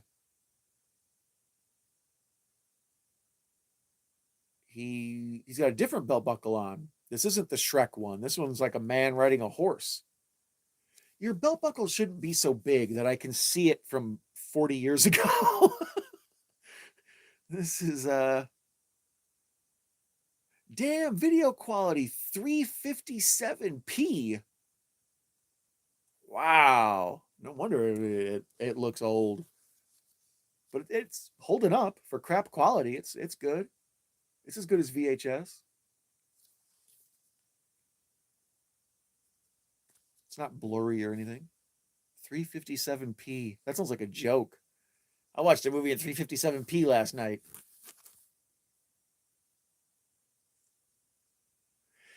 Yeah, I saw the weird chat thing now. It's now it's back to 357 pixel p.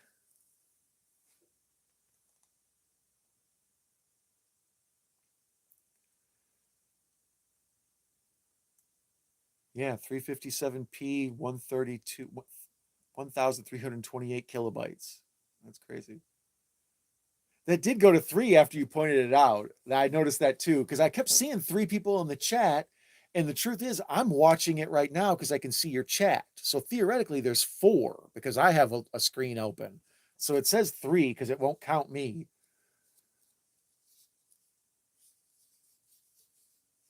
The chat number will jump to 1,000 sometimes, Sean. I've never seen that. That's cool. May says one of us is a ghost. This is we're gonna have to figure out who. It's like a thriller movie. We're gonna have to figure out which one of us is actually the ghost. Sometimes when I'm like going into a grocery store or something and you step on that thing and the door doesn't open and you just kind of stand there for a second, I'm like, oh, this is a dumb way to find out I died.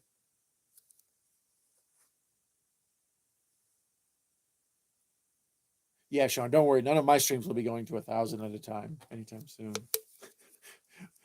But between my popularity and the time of night I watch, whew, Mikey's been dead for 2 years. You don't look a day past dead for a year, Mikey. You were holding it together, buddy.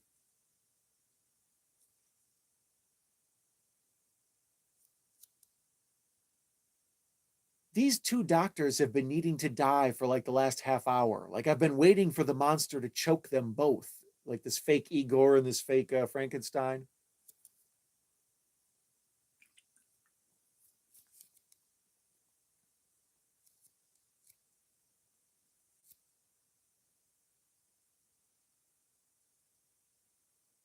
So Chuck just really wearing the hell out of that 10-gallon hat. I'll check again. We'll see if it's a new belt buckle. I wasn't paying attention to the changes of them.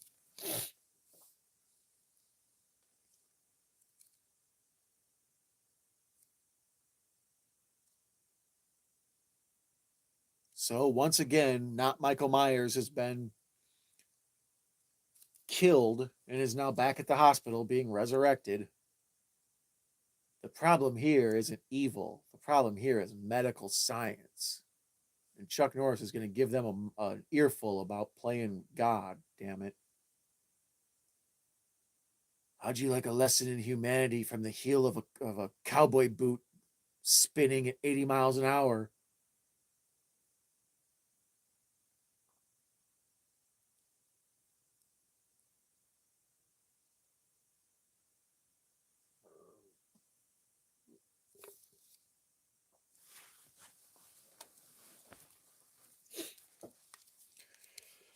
Oh, now they're just like kind of spinning their wheels. I'm waiting for Chuck. I'm waiting for old buddy to be resurrected for a 3rd time. He's back. And then him and Chuck are going to have the epic fight in the field. I think we're coming up on that. Where are we at? We at 1 minute 9, 1 hour 9 minutes 10 seconds. There it is. 1 hour 9 minutes 10 seconds is our current spot. It's an hour and 40 minutes plus when that's with credits. So yeah, we'll probably be done here in about less than a half hour. Good.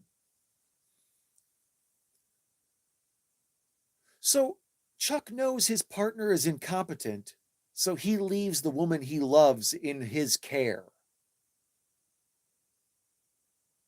Like, come on, man. If you really care about her, you know he sucks as a cop. Why are you letting her guard or him guard her? Like,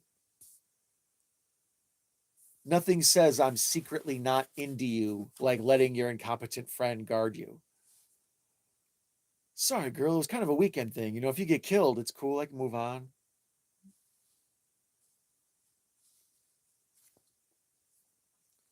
Now the chat's talking about Frighteners. Frighteners is great.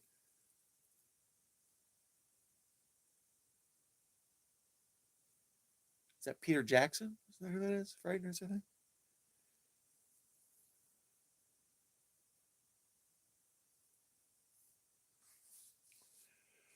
So now Chuck and his girlfriend, the bassist from the Go-Go's, are they're reconciling. She's emotionally vulnerable. He's trying to feel her inner thigh because even though, there's been a series of murders, thighs, right?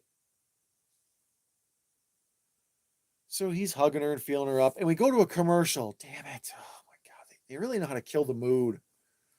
Really know how to kill the mood. I was getting into their relationship. I thought maybe we are going to go into some slow sax music, you know, see a little Chuck thrusting. No, he got shut down there.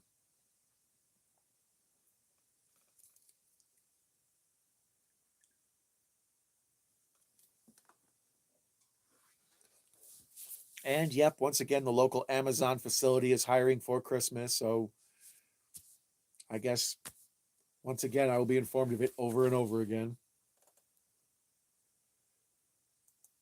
Why don't you offer me good jobs like food taster or money spender or something? You know, why he was trying to get me to sell real estate or whatever. Okay, so now we're back on going again. We're at 1 hour, 11 minutes on the nose. Bing, bang, boom. 1 hour, 11 minutes. So Dr. Frankenstein, or not Dr. Frankenstein and not Igor, are discussing about how they really need to stop playing God. Because really, they do. That's good advice. Knock it off, you two. Don't make me come in here and tell you that again. I mean it.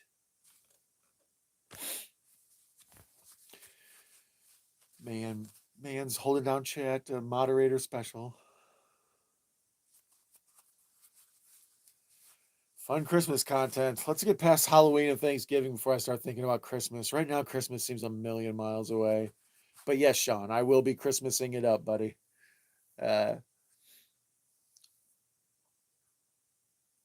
Last year I dressed as Santa Claus and I dressed as an evil elf.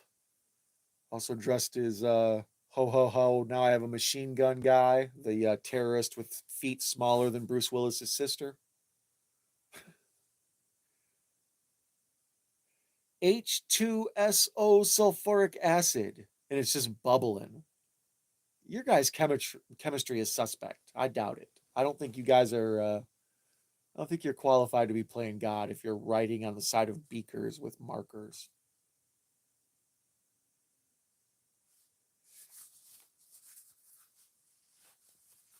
I want to do a Halloween and Christmas horror movie videos.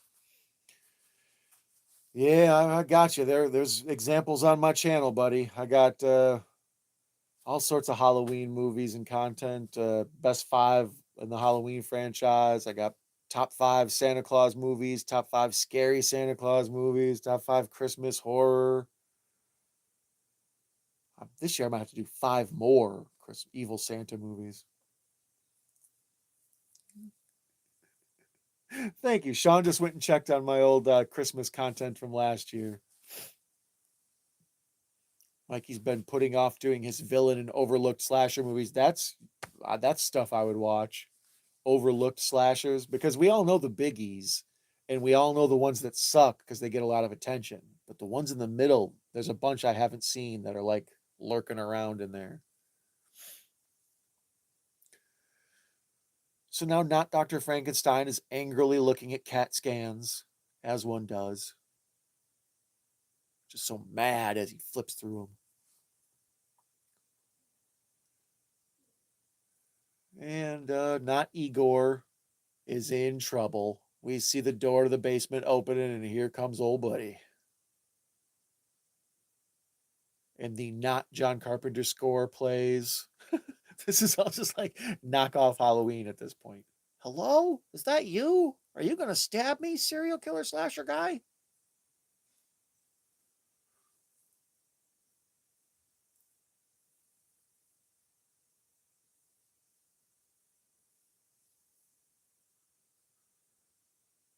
So he's back from the dead, and not Igor is creeping up on him. And it's on. Oh, surprise, surprise! I had a syringe. You didn't know that, did you? Well, kind of. And now Dr. Inept is going to fight it out with Big Strong Unkillable Guy. I wonder who's going to win. Uh-oh. Syringe. Syringe to the eye. No, it's going to go right in his temple, right? Oh, back of his neck, so we couldn't see it. That was a cheap effect. They should be ashamed.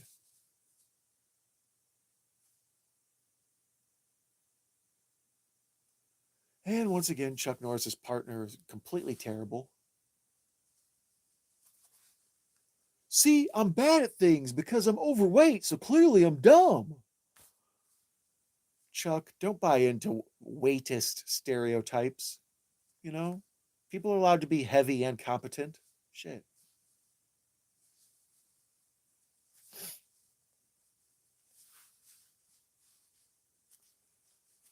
The burning to F-13. Kind of. Yeah, kind of. Like, yeah, just a weird Bobo knockoff. Like, hey, that movie did things really well. Let's just do that. Good enough.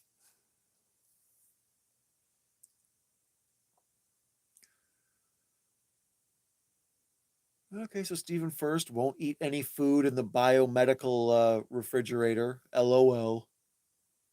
Why don't you just play tuba music behind him and get it over with? And now, not Dr. Frankenstein. Frankenstein has discovered his buddy. I'm overdue for my allergy meds this late at night. I can tell my tongue is swelling.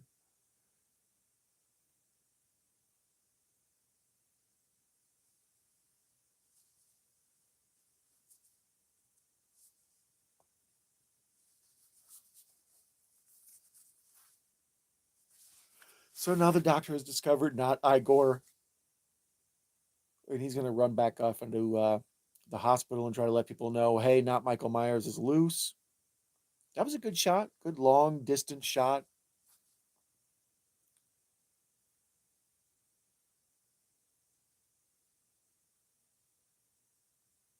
And now Goofy sidekick partner has to do taxi driver impersonation. Talking to me? Are you talking to me? Are you talking to me? Are you talking to me? That's to show he's not really a good policeman. You know, he's sort of faking it.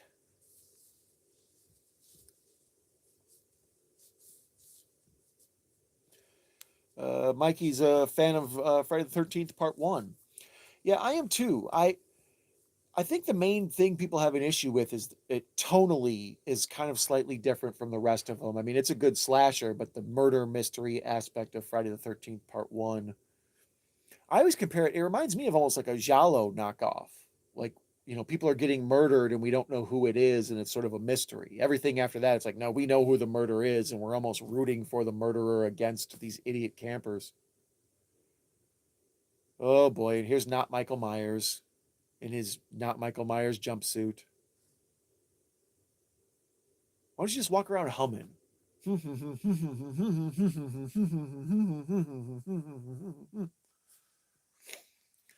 May thinks Friday the 13th, 4 and 6 are the best. I would agree. Those are my two favorite.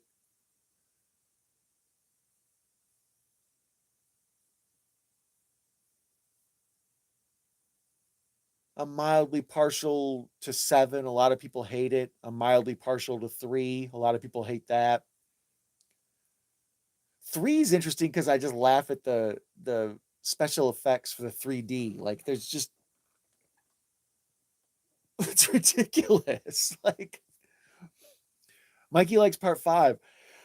I like the pacing of 5. Like, it's another mystery. It goes back to part 1. Like I said, there's a question of what exactly is going on with this killer, where the rest we know what's going on with the killer. So part 5 does get back to its part 1 roots. um I think most people are mad at the end of part 5 though, because they want it to be Michael and it's not. Damn it, I got hit in the middle of a commercial with the soliloquy. I was talking my ear off about Friday the 13th. Matter of fact, let me use the bathroom real quick.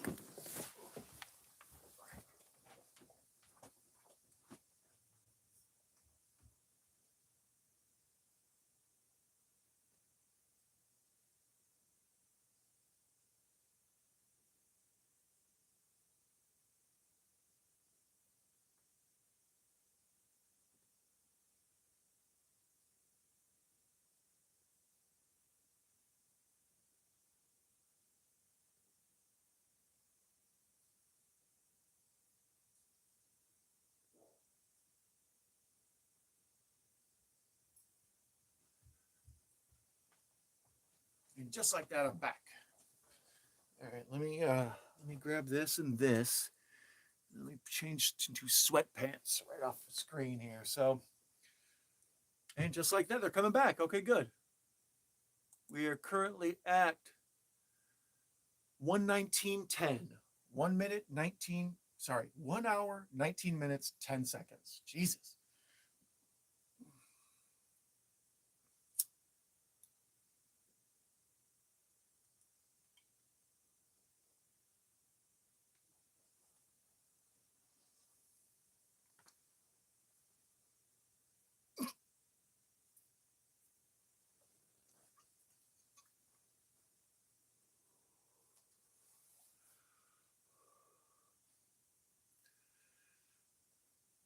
I did say I'll be right back when I left. That was a mistake. That's how I get killed. I should have known.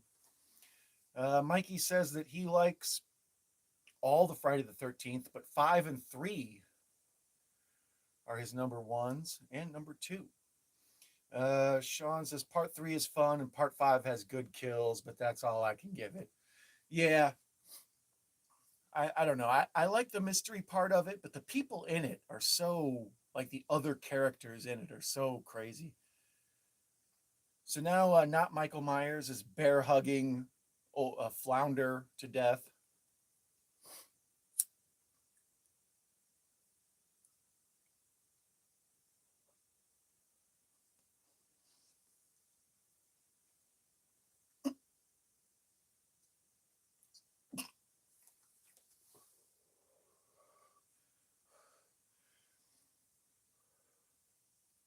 So now she's frantically pressing at the elevator buttons, and Chuck is slowly cruising around town.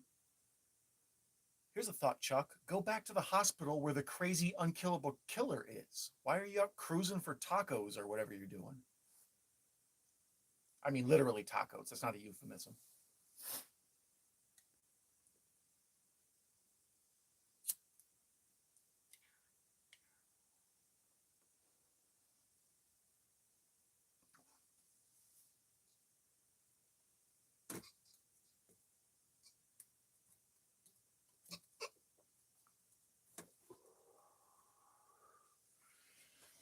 And I'm back for the end. Okay, and he has returned. So now, the final showdown at the hospital is going on. Chuck has left, but for some reason, he's got to come back. That's one of the things they tell you not to do when you write a screenplay, is they're like, don't make characters leave places and come back to them. Like, always make them progress in the story. Like, if the character has to keep progressing back to their home or whatever, it's just weird. Like, it's not a sitcom or whatever. So we've left this hospital, come back to this hospital, left this hospital, come back to this hospital. Like from a storytelling standpoint, it's actually incorrect. Sean says this is probably the best part of this movie.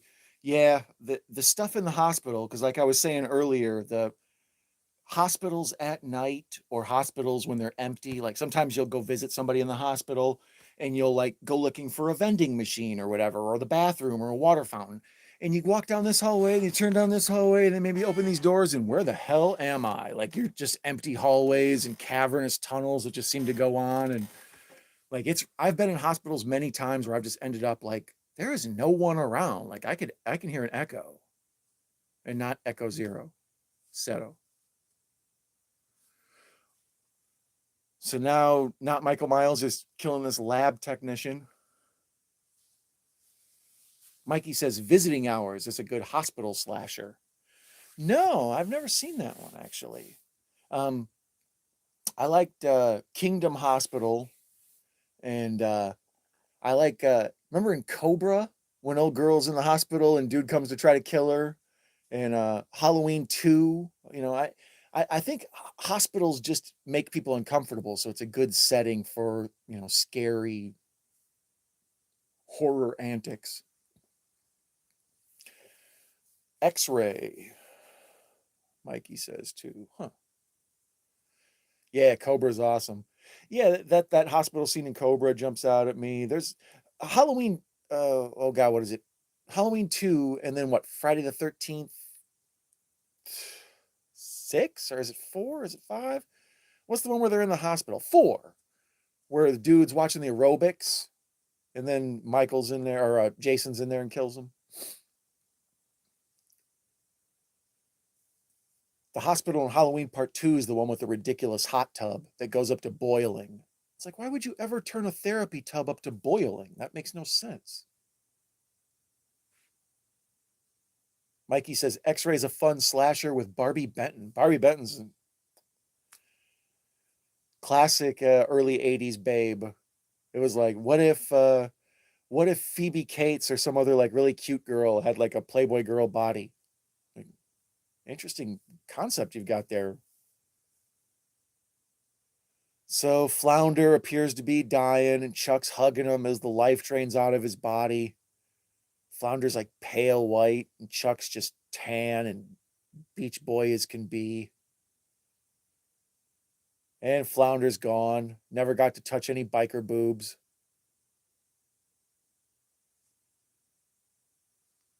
Mikey says, I love the checkup scene in X-Ray. Yeah, yeah. X-Ray was the second watch party I did on my channel. I actually, I might watch that and then watch your watch party. I might make a full day of it. I'll track down X-Ray and then go back, and after I watch it once, and while I'm formulating my thoughts on it, I may watch it with you guys too.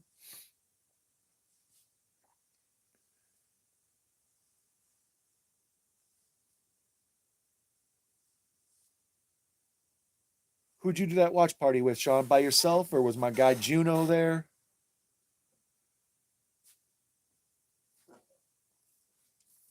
So this is real suspenseful. They're in the hospital. It's quiet as hell. You know, it's nighttime. So she's just lurking around in the silence, walking down these stairwells and stuff. It's all ominous as hell. Just you on the panel. As you can see, though, it's a some people can just ramble like me, and other folks are too smart, intelligent, and thoughtful for that to just let their brains pour out like some kind of fool. So that's kind of what I do here. It's like, well, I'll just plop down and just kind of let my thoughts pour out as I look at stuff. But it is more fun the times you can bounce stuff off of other people and share ideas and kind of like raise topics with one another and stuff. That's why I like you guys in the chat. I appreciate it so much, as it gives me somebody to talk to if just giving my thoughts on this movie eventually wear thin. Because there's only so much you can say about Chuck Norris versus Michael Myers. It's like, yeah, it's just an awesome idea and people need to check it out because it's crazy, but it's better than a bunch of the Halloween movies for sure. I would argue that for sure. This is way more enjoyable to me than, oh God, what's the one with Busta Rhymes? I always get Resurrection and H2O confused. H2O is Jamie Lee Curtis at the hospital, or at the school with Josh Hartnett as her son. Is that what it is? Or did I flip flop them? Whatever. um, so yeah, this one I really dig as a hidden Halloween sequel that most people don't talk about or watch.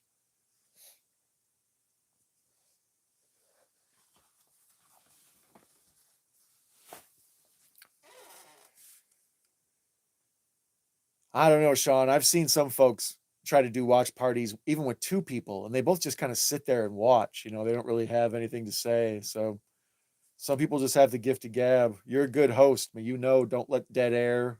You know, Juno's always smart. Other folks you work with are always smart. But yeah, some folks just get to watching the movie and they're just staring at it, and letting dead air sit.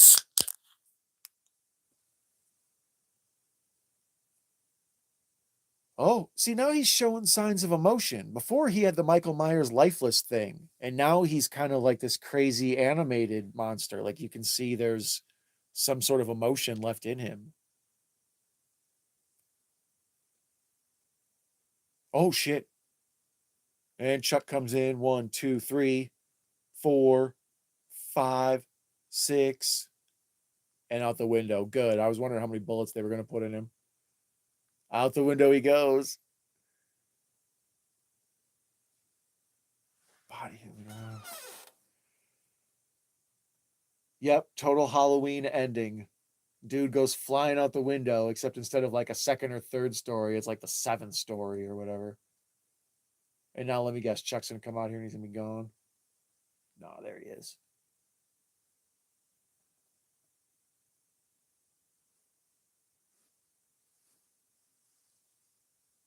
Ominous synth music. There it is. The John Carpenter ripoff of this, one of the 80 times.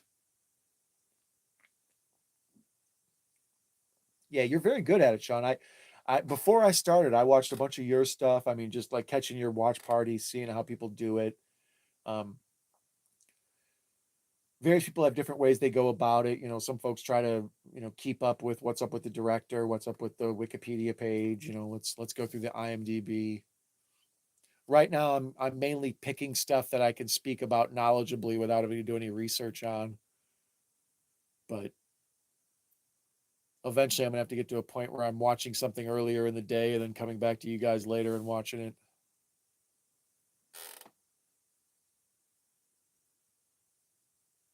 I liked watching The Flash first time with an audience, but most movies that I really care about and want to see how they turn out and what's going to happen and like get myself into the story, I don't want to watch those for the first time with a crowd. I'd like to soak up the music and all that. So now Chuck and his woman are on the escape. She's rescuing him, but he pushes her out of a moving vehicle, and then he jumps out of a moving vehicle, and not Michael Myers in the truck. Are you going to hit something? Or are you just sort of blindly drive? How is the truck still going? No one's pressing the gas pedal. And the truck jumps and rolls. And you can see the axles falling off it. May's back. A few minutes left. Yes, May. Are you okay? Sorry I threw you out of a moving vehicle. I hope this doesn't mess with our relationship.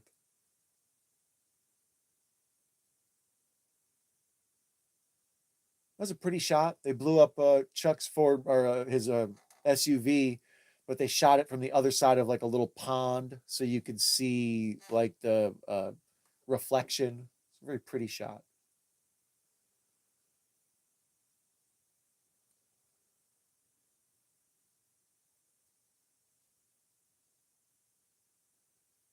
I appreciate that, Sean. You're the man, buddy. That's why I like you.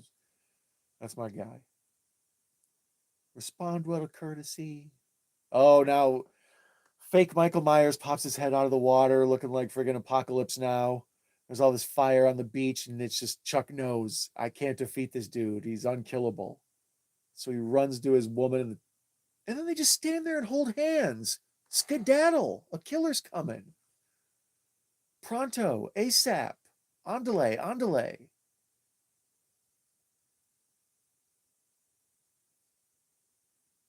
So he insists on holding her hand because she's clearly a stupid, incompetent infant who can't just follow with the direction he's running.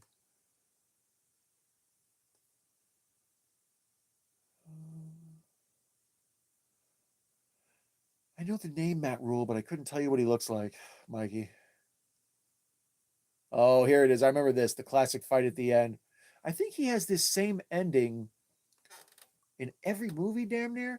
He has this in the Octagon, this big fight outside in the dirt, and then he has the same one in Lone Wolf McQuade, but the Lone Wolf McQuade one's in daytime, I believe.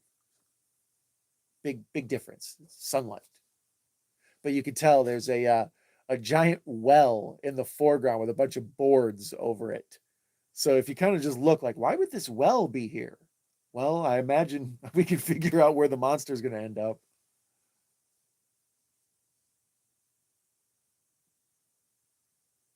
Ooh, got him.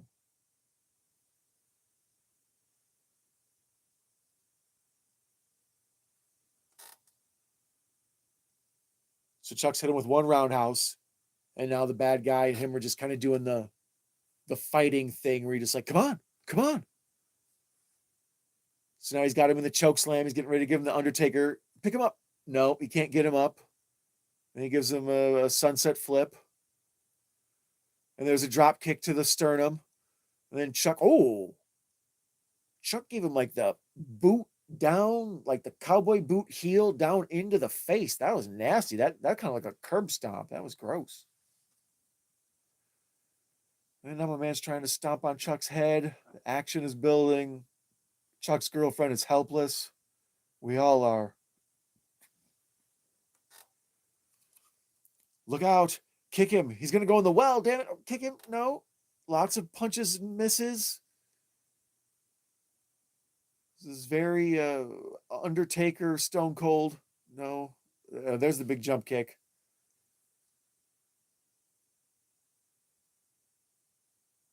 Now he drags him over to the well. And then he's going to go down there and he's going to turn into a little Japanese girl. And you're going to have 7 days after you watch this tape.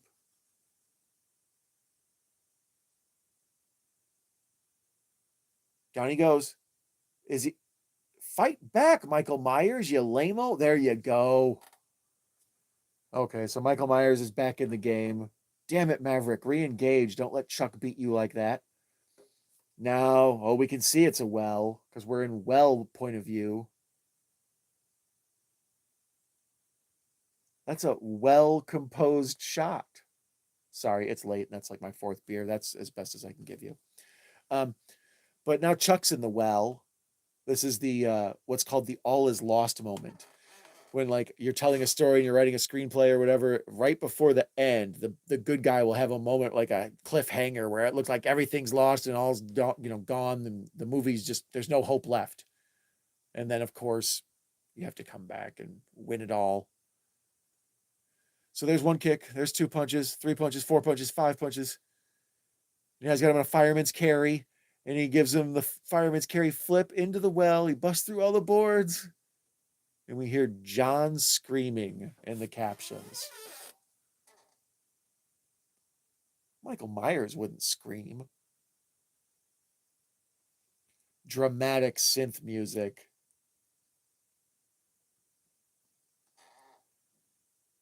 Ione Skye and River's Edge. She's great. I actually have Lone Wolf Equate on Blu-ray, but still haven't watched it. But I saw the movie as a kid, and they had toys for it. Yeah, I saw Lone Wolf Equate in the theater. My dad took me. I remember.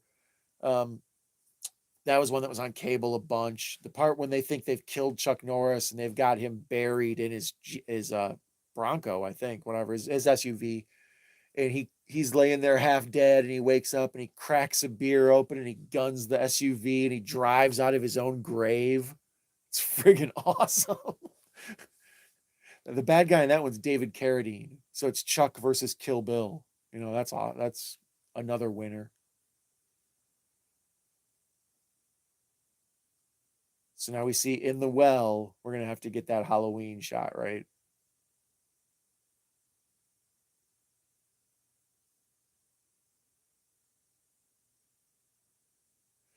Good night, man. Thank you for staying up so late and watching the awesome double feature. You're the best moderator ever, unless another moderator wants to argue about it. I'm too lazy. But other than that, you're the best. I love you. You have a good night, okay? So there it is. Chuck defeats Michael Myers. Classic Chuck move. When Chuck beats the villains in his movie, he immediately like goes to credits.